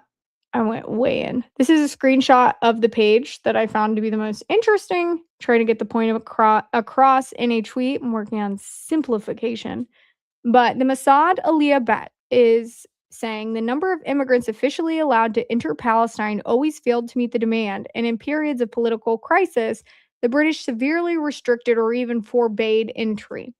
Jewish refugees found many ways to evade British immigration quotas, and there are pictures of this. Even though they are hard to find, it is quite sad to see people in some of these offices waiting all day, holding up tickets and things. However, travel by ship soon became the main mode of transport for Aliyah Bet, with thousands arriving each year. In 1938, the Mossad Aliyah Bet, Organization for Illegal Immigration, established by Jewish leadership in Palestine, began coordinating these efforts. During World War II, Aliyah Bet continued, but at a slower pace and under more dangerous conditions. So this says during World War II. Aliyah Bet continued. So I'm just saying here, you can look up the years of World War II and everything, but this was created before World War II. When mandatory Palestine and Part A, Part B already existed, And it's very interesting to go look at the declassified documents as that as well, and the UN leader being assassinated when he was there. It's very sad that a family member lost their life that way. It continued, but at a slower pace and under more dangerous conditions, with hundreds of lives lost at sea. Despite the dangers, 62 voyagers were carried from 1937 to 1944. That's a lot back then, bro. So, it's weird, but there's a lot of weird stuff. History's weird, but I like it. I like weird things. I'm weird. You're weird. We're all weird. If you want to see it, I just retweeted it. I retweeted it. I also found this really interesting on the CIA reading room. I love that thing, but I was reading a lot of things about the investigation with JFK, and I found it really interesting that right after Lee Harvey Oswald was arrested or apprehended, he yelled, "I'm a patsy." And the JFK files showed that the officers initially IDing a Mauser rifle, the affidavit in evidence list, and then it became Oswald's Carnico. I don't know how to say that. I'm not a weapons girly. My grandpa doesn't have some LLCs hidden in Utah with an ATF license, level 1 license to sell firearms or anything, and I don't sell custom firearms and sell weird propaganda on the internet. I wouldn't want to do that. I shot a gun one time. It made me sad.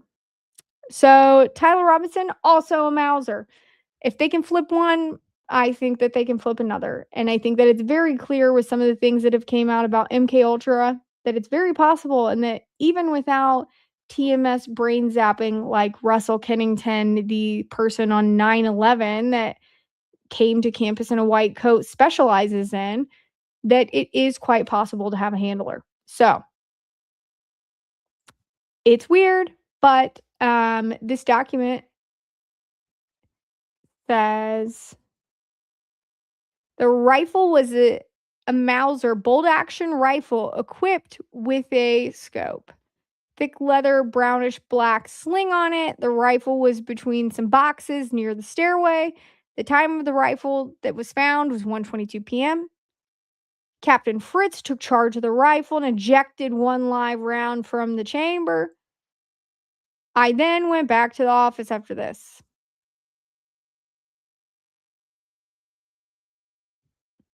Hmm.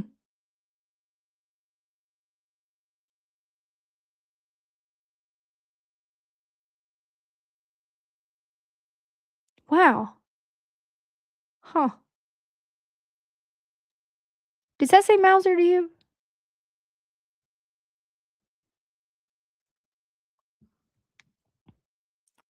That's not weird at all. And just so you see the dates, I'm zooming in, zooming out, I'm zooming in. This is November of 1963, November 23rd, Thanksgiving. Man, mashed potatoes and mac and cheese sounds so good right now. I swear I just saw the date. I'd have to go back and reference it because I tried to simplify. Good luck. I did not wait. I swear the date was on there. I'm getting sweaty because I can't see the date. This is evidence received from Special Agents James Siebert and Special Agents Francis O'Neill Jr. at the Baltimore office of the FBI on November 23rd, 1963.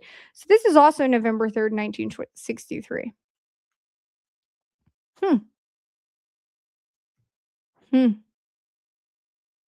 Same date. 2 different weapons. That is not weird at all. I can't with these people. I can't. Wait, how do I zoom in? Zoom out. I'm like, wax in? How do I, hold on. Wax out. Wax in? Wax out. It's wax on, isn't it? I don't know. Okay, so I'm going to do this last thing. I actually really have to pee. I'm going to pee my pants. I thought this was really interesting. I have some of the things from the trial, but found this to be weirder, and then I'll wrap up on the last thing with Charlie. This is something that Blake Neff reposted today, by the way. The producers of the Charlie Kirk show. He said he fixed this for Candace. And Candace said, "This is our daily reminder that the federal government hates us and thinks we are retarded." Andrew crossed out, "This is the federal government hates us and thinks." Yeah, I think they make a lot of decisions without thinking, but that's just me, kind of like the ATK media person. But he fixed it so that it says, "This is our daily reminder that we are retarded."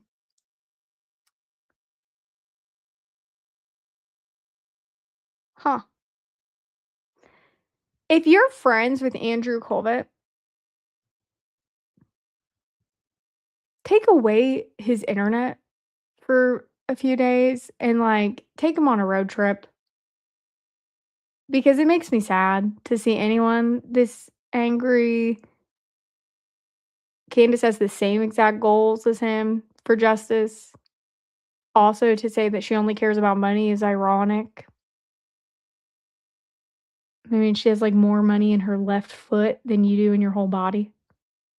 Even if you're a FAR agent at some point or working with Salem Media or any of those European companies.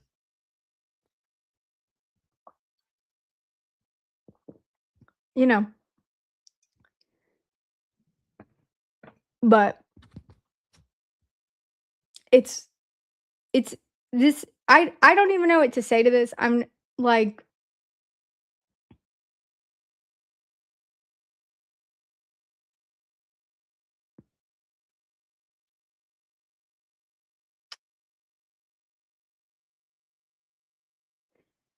I am glad that Charlie Kirk no longer has to deal with the messes that the people around him continuously created to try to destroy his movement on purpose. The racist text scandal, the voter fraud scandal, January 6th.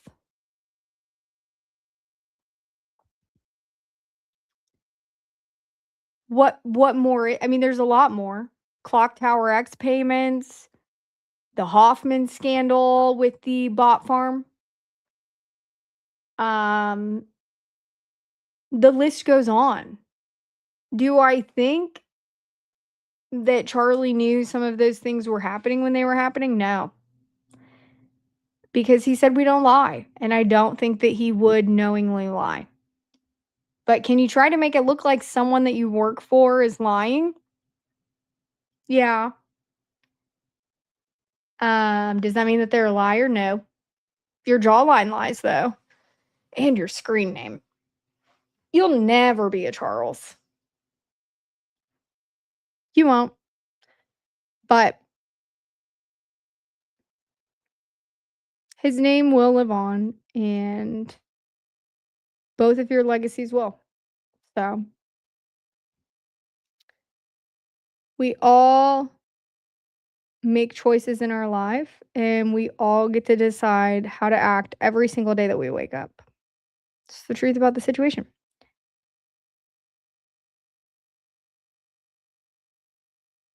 So that's interesting. Anyways, this last one I have, I was gonna fast forward to, this is it's right here.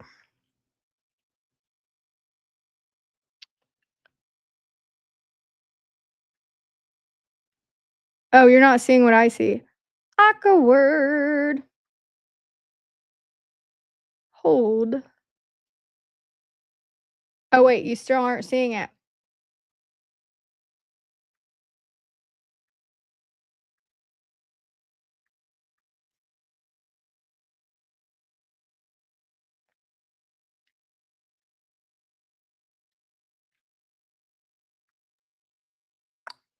I'm going to go to the bathroom as this plays for a second.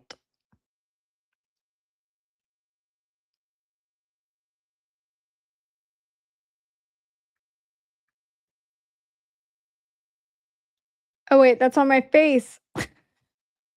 No! Can you tell I think Marsh fell asleep? I don't know what I'm doing. Not with the screen, not with this. Okay, that's on that. I can still see me.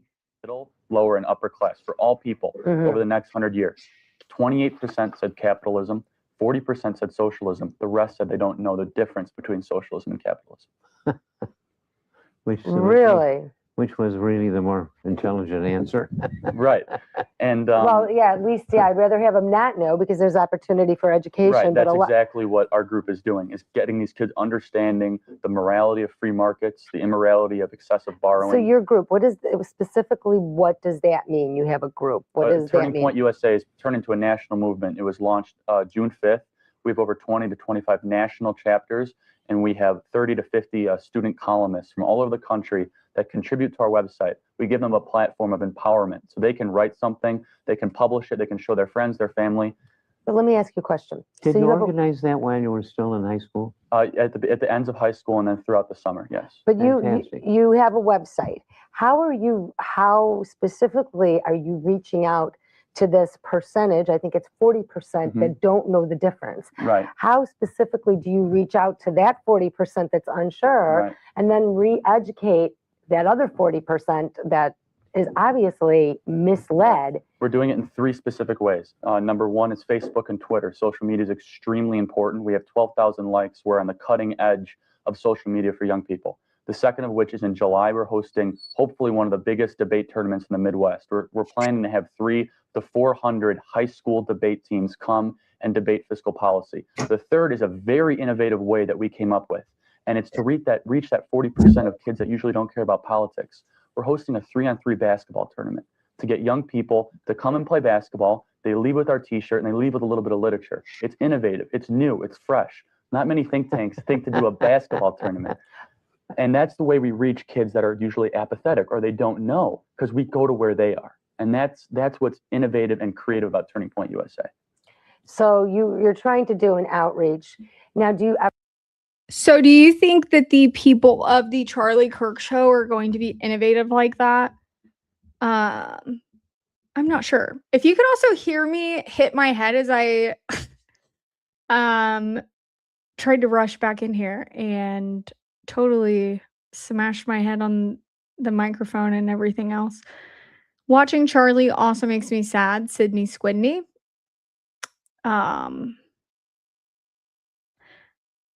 Actually, emotional is the word too. Makes me feel a lot of different ways, but it's interesting. I'm gonna play these last few things where he's talking instead of them, and then I have one more. I mean, do you have things affiliated with the school? Because I know there are some young folks out of the Will County area too that have a youth program, and they reach out and they have meetings and they've really tried to, do you walk precincts and things like that? No, we do not do specifically for any candidate, at least this last election cycle. And the reason is we go at it in a nonpartisan point of view. Now, we believe in fiscal responsibility, free markets, but instead of, we encourage civic participation. So do you think that they still do that? Do you think that their jet use is still fiscally responsible? And do you think that they are bipartisan with the way that a majority of the future and current administration or people that aspire to be in the administration are sitting in the front row of his murder trial, preliminary evidence hearing to see if it goes to trial? I'm glad that you could hear me bonk my head. It did not feel great. I'm discombobulated. I'm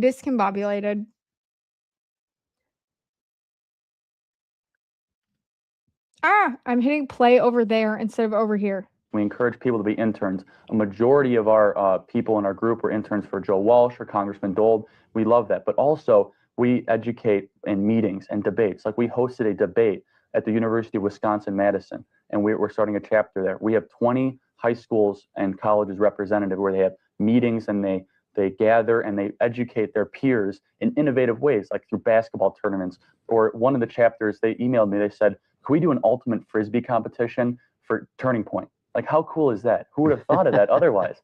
That's how you get college kids engaged in politics. You know, it's good to have the slideshow and the graphs, but we have to get them through the door first. But you get them through the door and you do this Frisbee thing and you give them literature.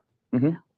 What's enticing them to even open this up? They give us their email. They have to like us on Facebook. They like us on Twitter. We tie them in perfectly because through social media, it's kind of you lasso them in and then you reel them in later.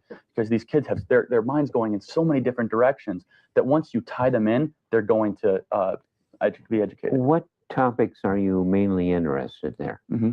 What topics are you? The debt and the deficit. We think it's extremely relevant to our generation. We're going to have to pay it off, and it's immoral. Do you relate that to socialism and the market? We think that it's immoral, and we do call it socialistic behavior, absolutely. And we also focus on education. We think that every student should have a chance to learn, and we think that teachers are not being held accountable in our public school education system. To give some perspective, 50 teachers in the District 214 area earn $150,000 or more with no accountability. And you ask these students. That'll be Arlington Heights. Right, the Arlington Heights area, Mount Prospect, Elk Grove, and Wheeling area. And most of the students even believe that's excessive. When the students believe it's excessive, you know that we need reform. And there are some great teachers that I've had in my life, but there are also teachers that take advantage of the system. And we need private sector reforms to make sure our education system is better for the students. Why, that's going to be censoring the textbooks, isn't it? Well, right now, the textbooks are being shoved down our throat with bias. Wasn't that censoring right there? But and we got these lousy textbooks because the socialists censored our textbooks. That's right. But and now when we would like to get something back a little bit more like what our founders intended and so forth, why then we're censoring the books. Right. Doesn't the school board what do you do decide about though? that? Huh? It's, one of the initiatives we're trying to do is, sorry, I don't mean to. We're going to actually go to break. We'll be right back. Wow, that's a really interesting choice of a break thing. Today, our founder, Jack Roser, and myself have Charlie Kirk with us. And Charlie Kirk is a young man from Turning Point. He's the founder of the organization. And Jack, how are you today? I think he knows he would have picked a better name. I think that's what his gravelin is. All right. So the last one I have is this from 2011. And you're going to see someone that's really familiar from Turning Point or SOS Liberty. And then I'm going to do a deep dive into each of the profiles, proving or backing up later some of the things that I insinuated today, but showing it in depth. So this is the last one. This is from Youth View MP. It is the only video on here. They have one subscriber, one video. I've watched it a few times. They put this on here 9 months ago. It's 215 views. A lot of those are me. Who uploaded this 9 months ago to the channel?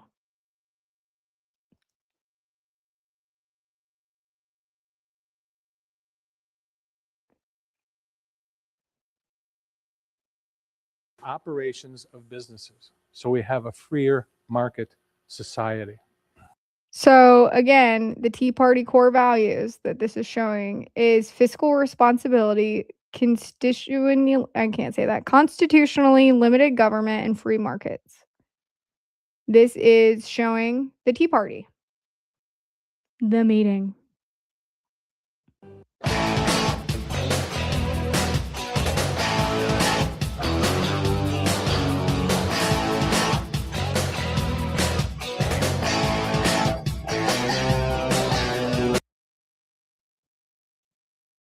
Do you think that Turning Point USA came up with the debt thing by themselves? Huh. It's like really interesting. It says 9 months ago. It says this November 2011 cable TV show called Shouldering the Debt Burden is one of Charlie Kirk's earliest media appearances, taped when he was a senior in high school. hosted by Mount Prospect Tea Party contributor Ernie Lassie.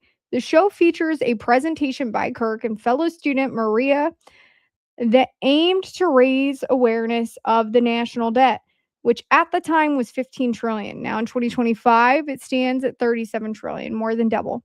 Kirk's closing plea: be active.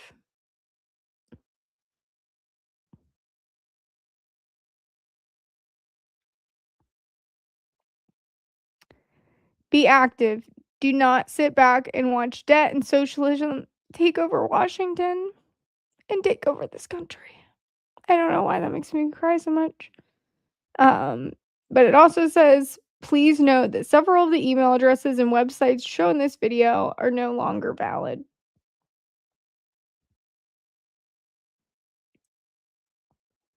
So I'm gonna hit play. I don't know why. That made me so sad, but it's weird. It only has 6 likes. But I like it. If Charlie was a time traveler, not to sound crazy, but and he said the thing of a lot of these things not existing, or he knew that what was going to happen to him happened, and this was some clue of some kind. And it had the music, Radical Reform, Old George music. That closing plea is just so weird. It was posted September 16th, 2025. I'm going to hit play. I just cried on camera.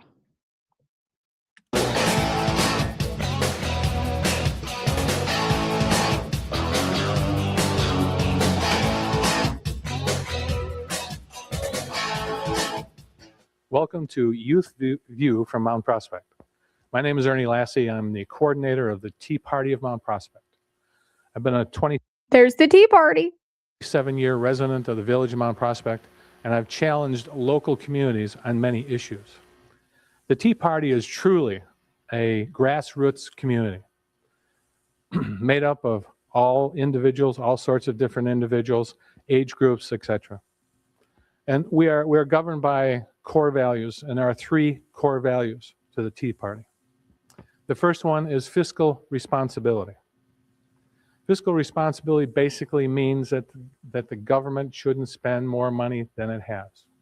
Live within its means. I have to do it, you have to do it, all businesses have to do it. Number 2 is constitutionally limited government. And what does that mean basically is that our founding fathers developed a constitution to protect the citizens of this country from the government, not the other way around. Third one is free markets.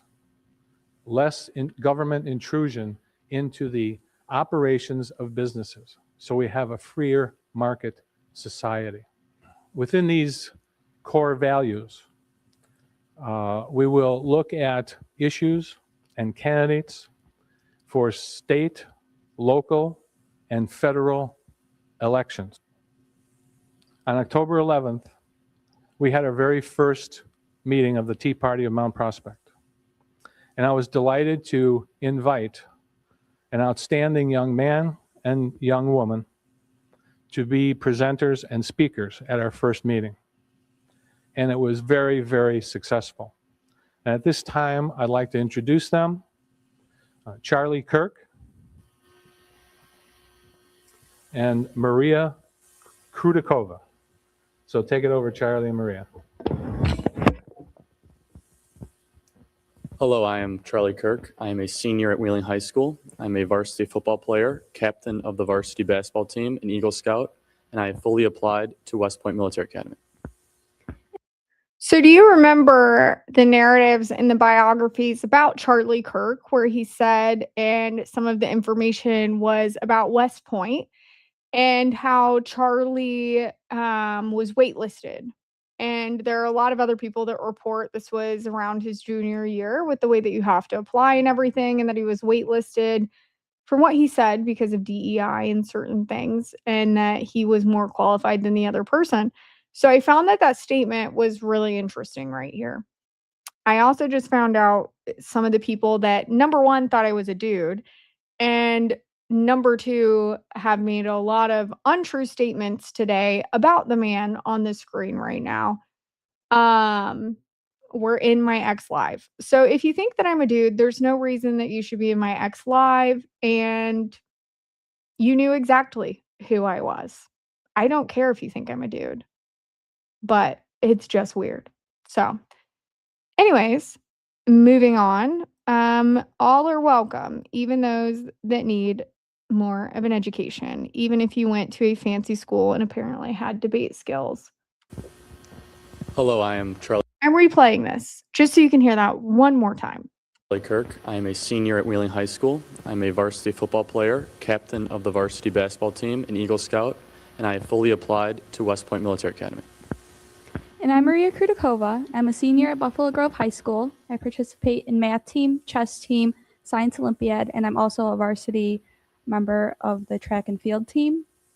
My goals are to major in propulsion engineering. One of the major goals of our presentation is to raise awareness on the national debt and deficit on the federal and state level. We have written and produced a comprehensive presentation of both videos, pictures, and slides. I hope that you will enjoy. Visualizing the debt. So we've all heard the numbers being thrown around, 14 trillion, 15 trillion, but no one really knows what it means for us and the greater implications behind the numbers. Many of us have seen this graph before. So we see the red lines increasing starting from the 1940s. And once we hit 1974, you can see that the debt starts rising exponentially. But still, this doesn't really tell us anything about what the debt looks like or what it means to us. So there has to be a better way to visualize the debt. This is a video that accurately depicts the physical size of our national debt, which is now $15 trillion.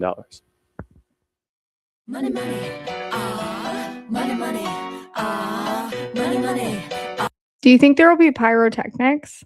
money, money, money, money, money, money makes the world go round.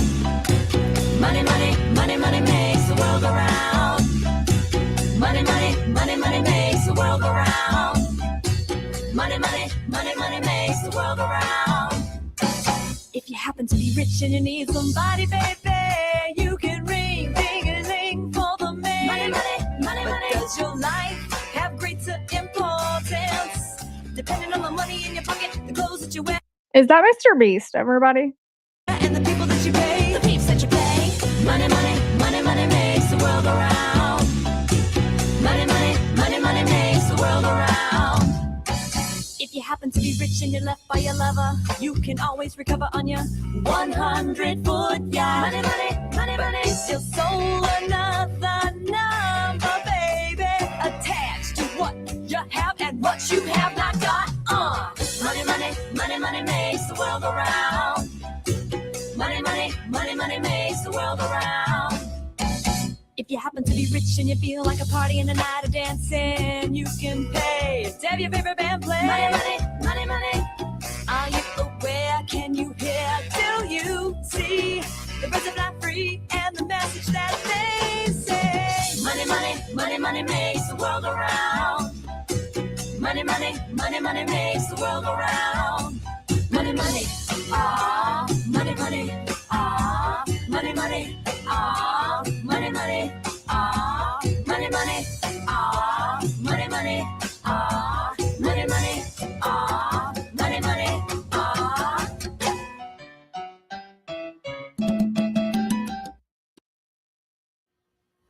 Now, this is a visual representation of our debt, which is $15 trillion. And as you can see, it is compared to the Statue of Liberty and a football and soccer field. Now, this is another visual representation of what our national debt is, although this is the U.S. unfunded liabilities, which is essentially all of the promises the government has made in Medicare, Social Security, and future spending. And it's kind of ironic that it is next to the two towers, and the fact that Admiral Mike Mullen once said that the greatest threat to our national security is not terrorism, but our national debt.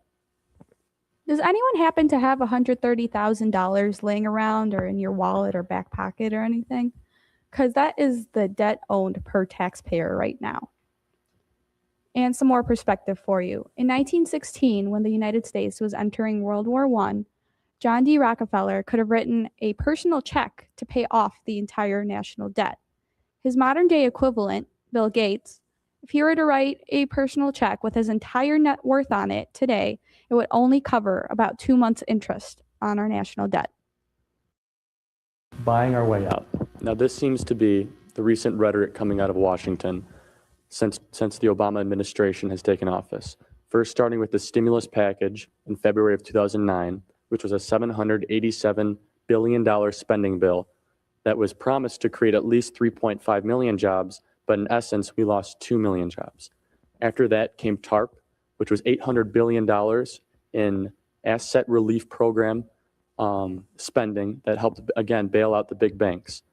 These were failed spending programs that made us farther and farther into debt, and this is the rhetoric that continues to go around Washington with leaders such as Nancy Pelosi and Harry Reid that are using the words spending our future away as they continue to print money and the money starts to lose value. This is a short video that shows exactly how we are spending our future away. It shows how we are diving deeper and deeper in debt and comparing to past day spending programs. Our economy is in crisis. People are suffering, and our government says that bold action. So hearing that is interesting because I do think that Charlie really did believe that, but I'm going to skip to the next part. An ocean of debt. I like the ocean. Reckless spending. I like sharks. Look before you leap. Visit stopspendingourfuture.org. Lose its AAA bond rating. 2 weeks later, we did. And as you can see, the world markets went into complete chaos. The Treasury was forced to print more, lose its AAA bond rating.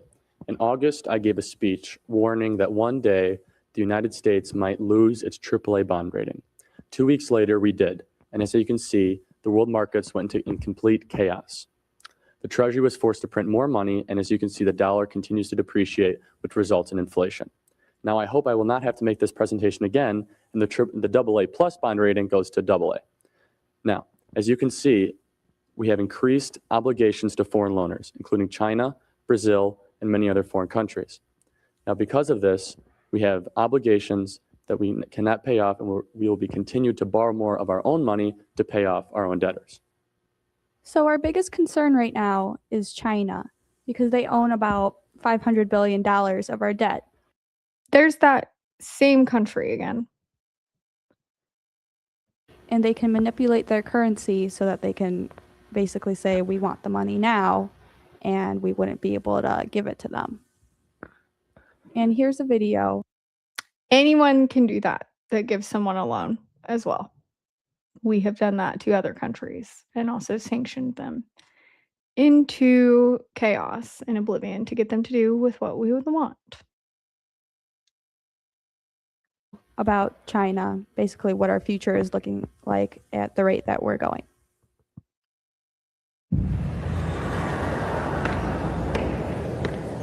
Why 什么强大的国家都会走向灭亡呢？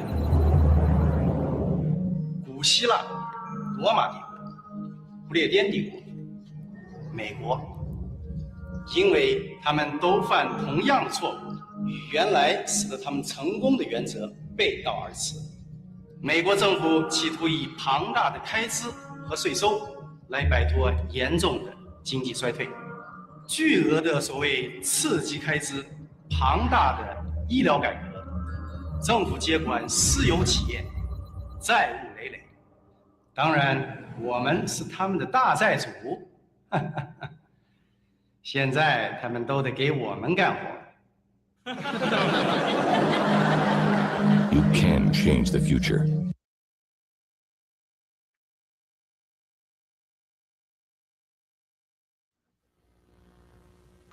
Now, as you can see here, there's a comparison of the debt charts from the USA to Greece. Now, as Greece's debt increased and their GDP stagnated, the world markets went into complete chaos and Europe was forced to bail them out. Now, the US gross debt as it continues to increase, it seems that we are on the same path that Greece is on, the forefront of our national attention. And that's just a victory in itself when you think about it. 20 years ago, who was talking about the national debt? It really was not on our mind. Now, 20 years ago, Charlie was not born during this video because he was 18 years old going into his senior year of high school. So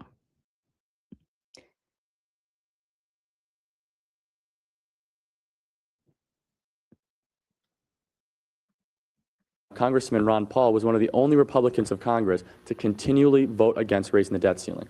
Now, as you can see, many members of Congress and the Senate are against it. Why is that? Well, because the debt has risen totally out of control. Now is the time to act.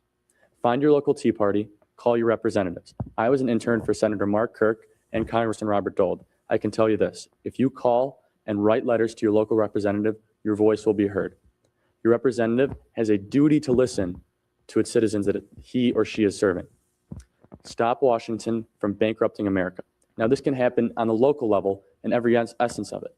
Now, the author of our AP Economics textbook is Paul Krugman, who has also wrote the book, The Conscience of a Liberal. Now, that's not very unbiased to me, and Maria can highlight that in other terms.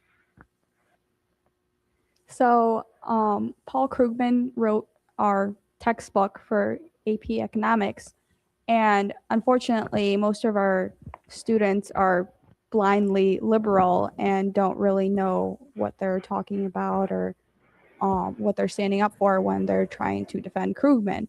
And I have a personal anecdote, if you will. One of our classmates happened to mention something about Paul Krugman in a negative light, and another classmate said, you know, don't be dissing on Paul Krugman without really knowing what he stands for. Now, I can allude to this.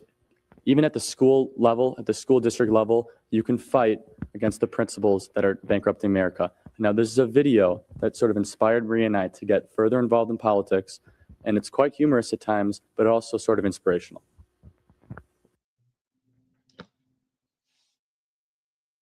I miss Charlie.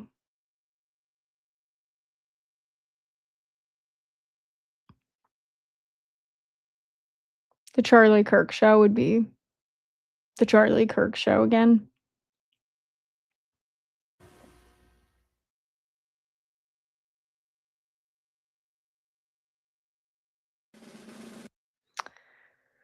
So I'm going to fast forward because I don't want to play the video of that. But Manifestation of conservatives have been pushed to. There are certain things in there if you want to go watch it from yourself. A lot of people in here. Heritage Foundation. Did you see that? So we have the Heritage Foundation after Scarier Than the Truth.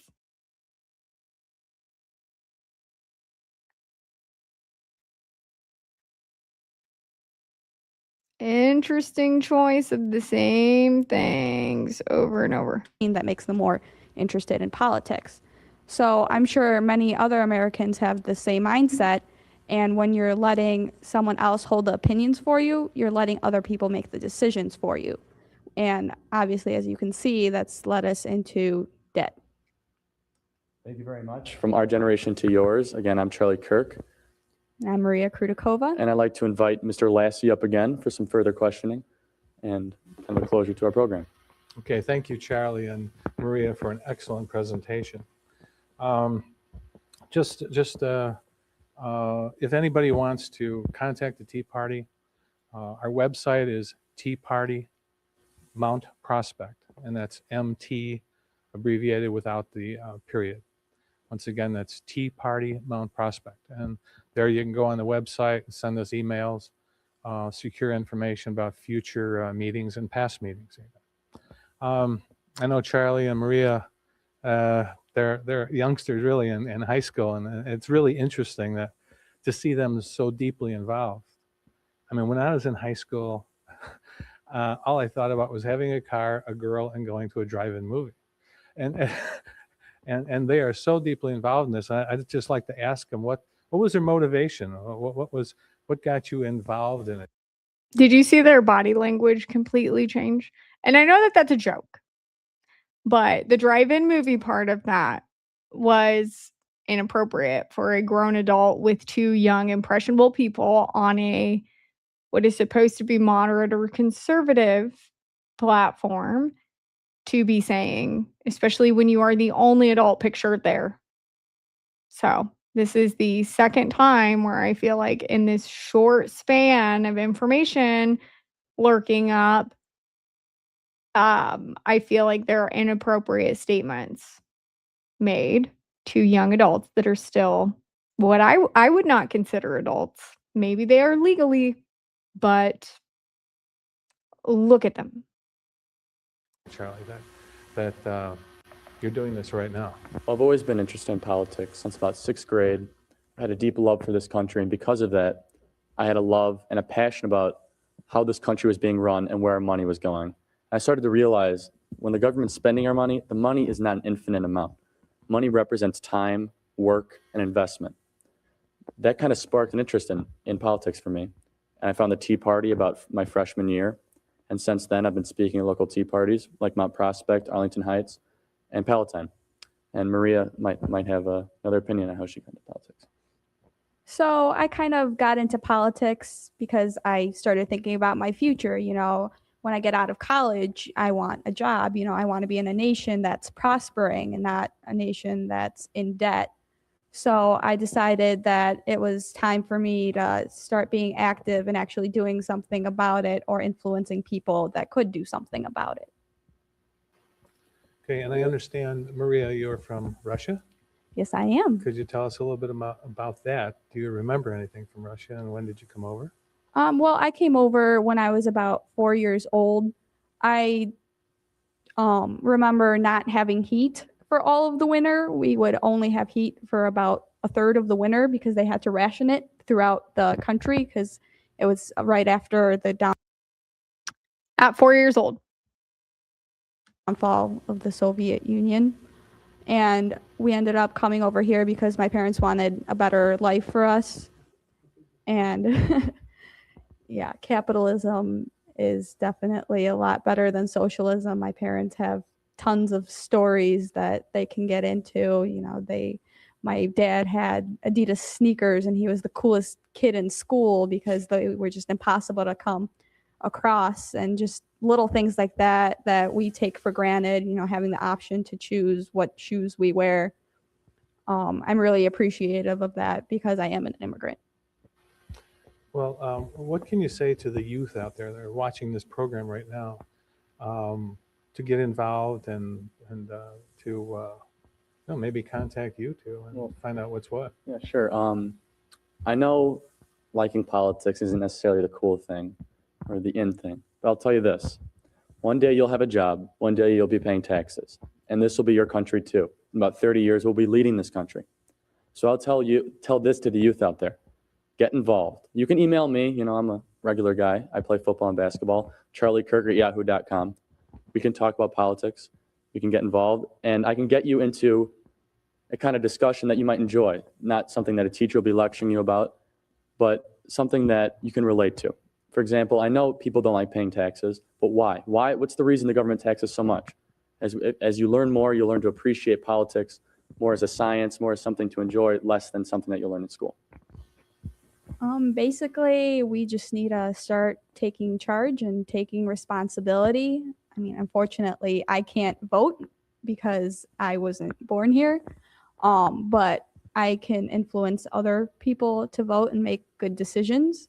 So hopefully this presentation has helped you change your views a little bit. Gotta love that, right? Oh, even though you're not a voter, you can still help. Oh, exactly. I mean, you can do walking and handing out flyers and participating in all sorts of ways.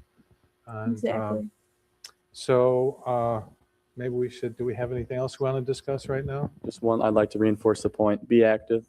Do not sit by as our country spends away our future. And now we are in a time of debt that we've never experienced before in our history since 1776, since our inception. I encourage you to get up, call your congressman and senator, and be active. Okay, so once again, I'd like to thank Charlie Kirk and Maria Krudakova. I learned how to pronounce it from my wife. And also want to thank the Youth View from Mount Prospect and all the staff that helped create this wonderful project of ours right here. So with that, we can just sign off and go to the teapartymountprospect.com and get some more information. Thank you. This is a video that kind of started the Tea Party. It started off as a kind of an act of anger against the government spending our money, 700 billion there, 800 billion there, trillion there. And this is what started it down in the Mercantile Exchange, downtown Chicago, the Rick Santelli rant, the beginning of the Tea Party. You know, the government is promoting bad behavior because we certainly don't want to put stimulus forth and give people a whopping $8 or $10 in their check. And so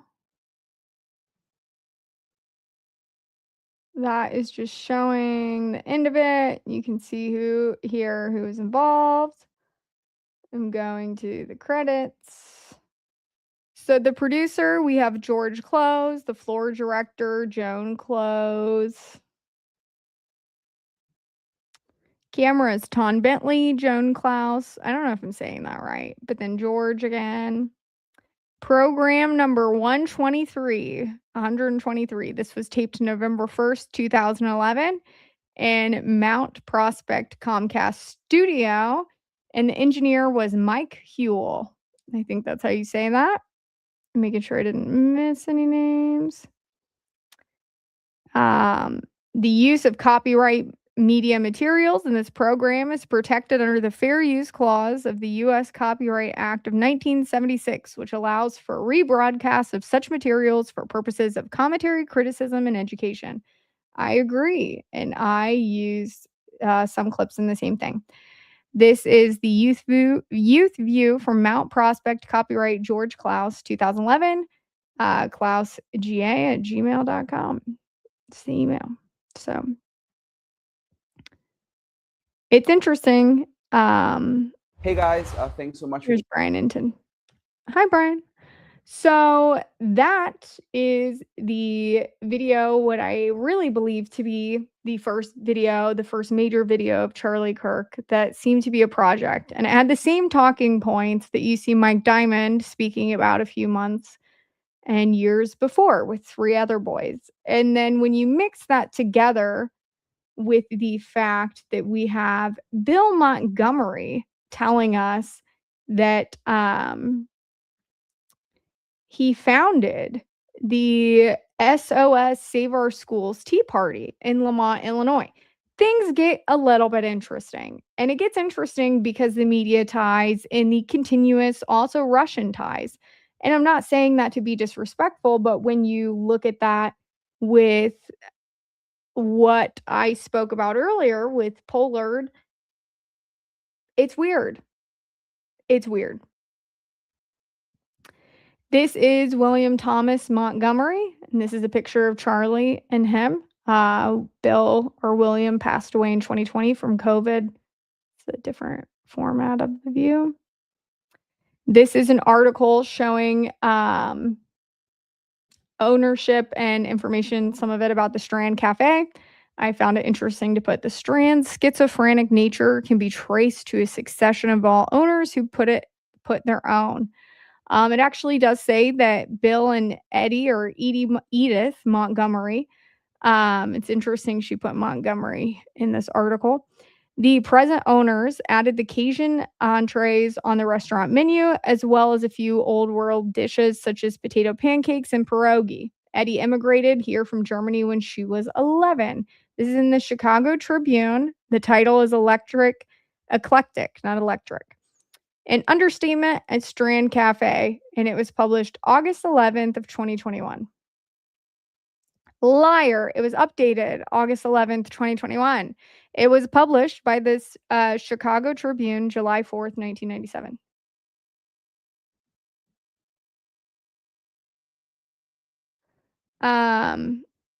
Then this is how I feel like we have the network connection here. So, does anyone remember Cabot Phillips? How could you not? How could you not? Tim Phillips, his father, was the vice president of the Century team, and it listed on their website November 29th, 1999. In February of 2001, So there's the difference. That's 1999, 2001. It only lists Ralph Reed and Tim Phillips. Where did all those other people go? So then we go to August 7th, 2024, and Century Strategies, same company. I like how they put strat.com.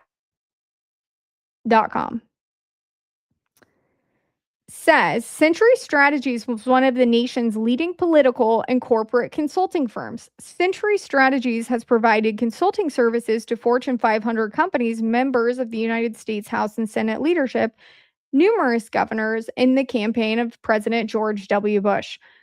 I used to have a crush on him as a child, so every time I read that name, I laugh.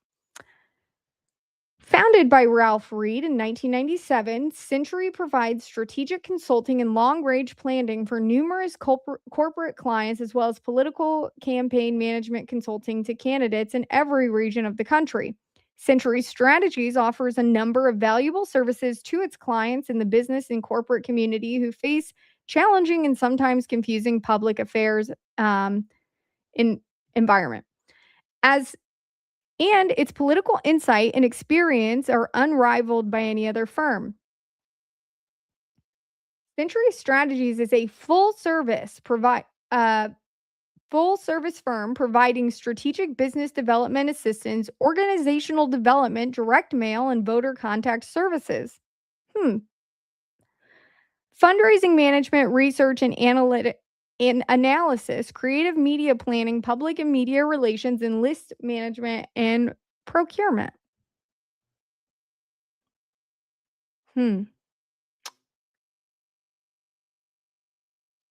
that's August 7th of 2020 or 2004. May 11th, 2006. Our team. We got these people on here now. We got multiple names. Ralph Reed's still on there. We see Tim Phillips, Timothy R. Phillips. Tim joined Ralph Reed in founding Century Strategies, the parent company of Millennium Marketing, in 1997. Since then, he has handled our growing list of political and governmental affairs clients with over 16 years of experience. This is Tim Phillips.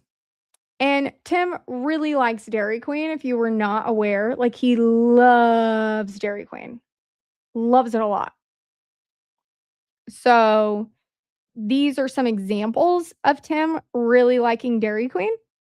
This is Tim Phillips' old Twitter when he was with one of the big backers networks that kind of were part of the Turning Point USA first donors, AFP. He actually had to resign because of an affair that went public, contradicting with the values of the company.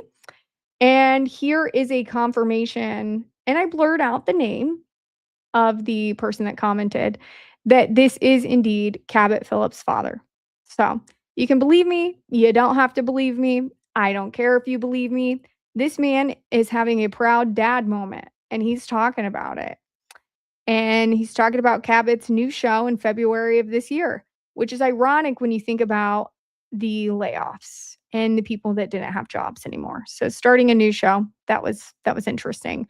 For the Daily Wire app on their YouTube channel. Cabot's been a reporter and analyst for several years at Daily Wire. I believe Ben Shapiro, founder of Daily Wire, is the best thinker currently on our conservative side. He's really good at politics. This comment. My 17-year-old daughter was just talking about him. When I mentioned who he was, she said, "Wait, you've met him?" For a split second, she looked at me like I was a rock star. That brief moment ended quickly before she went back to giving me the old dad look. But that brief second was glorious. I'll be watching. I haven't watched. I think I went to it once. I won't be watching. So. This is a David. Is it the same David from earlier? Not really sure, but he's in Charlie's cookie group on Facebook that I covered on one of my last lives, and saying that they'll take it from here. Don't buy the cookies. But that's all. You can go view my last live. I'm working on clipping again and getting back into the swing of things as I was a little bit ill. So thank you for being patient with me. I have a lot of things I've been working on, and I guess I can't be late if I don't schedule the lives and I just pop in. So hit the notifications and the like button if you like it. If you don't like it, I'm sorry. Get better taste. You probably drink Dasani water or something. I hope that you have a great evening. It is almost 2 a.m. and I have to wake up early in the morning. So I'm going to go eat a late night snack and probably not go to bed. So, Lakin, how old are you? Do you have school in the morning? I hope you don't. I'm going to feel so bad. But this is Dom. I do give a Dom. And I'll see you next time if I have my glasses. If not, I won't see you because I wear bifocals. Bye.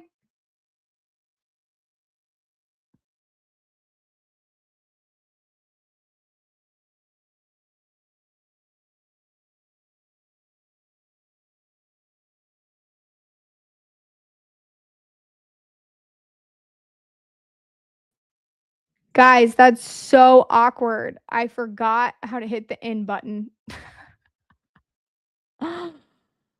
Akko. Okay, now bye. My mom was homeschooled. That's beautiful. That's beautiful. Bye, everyone. This time for real.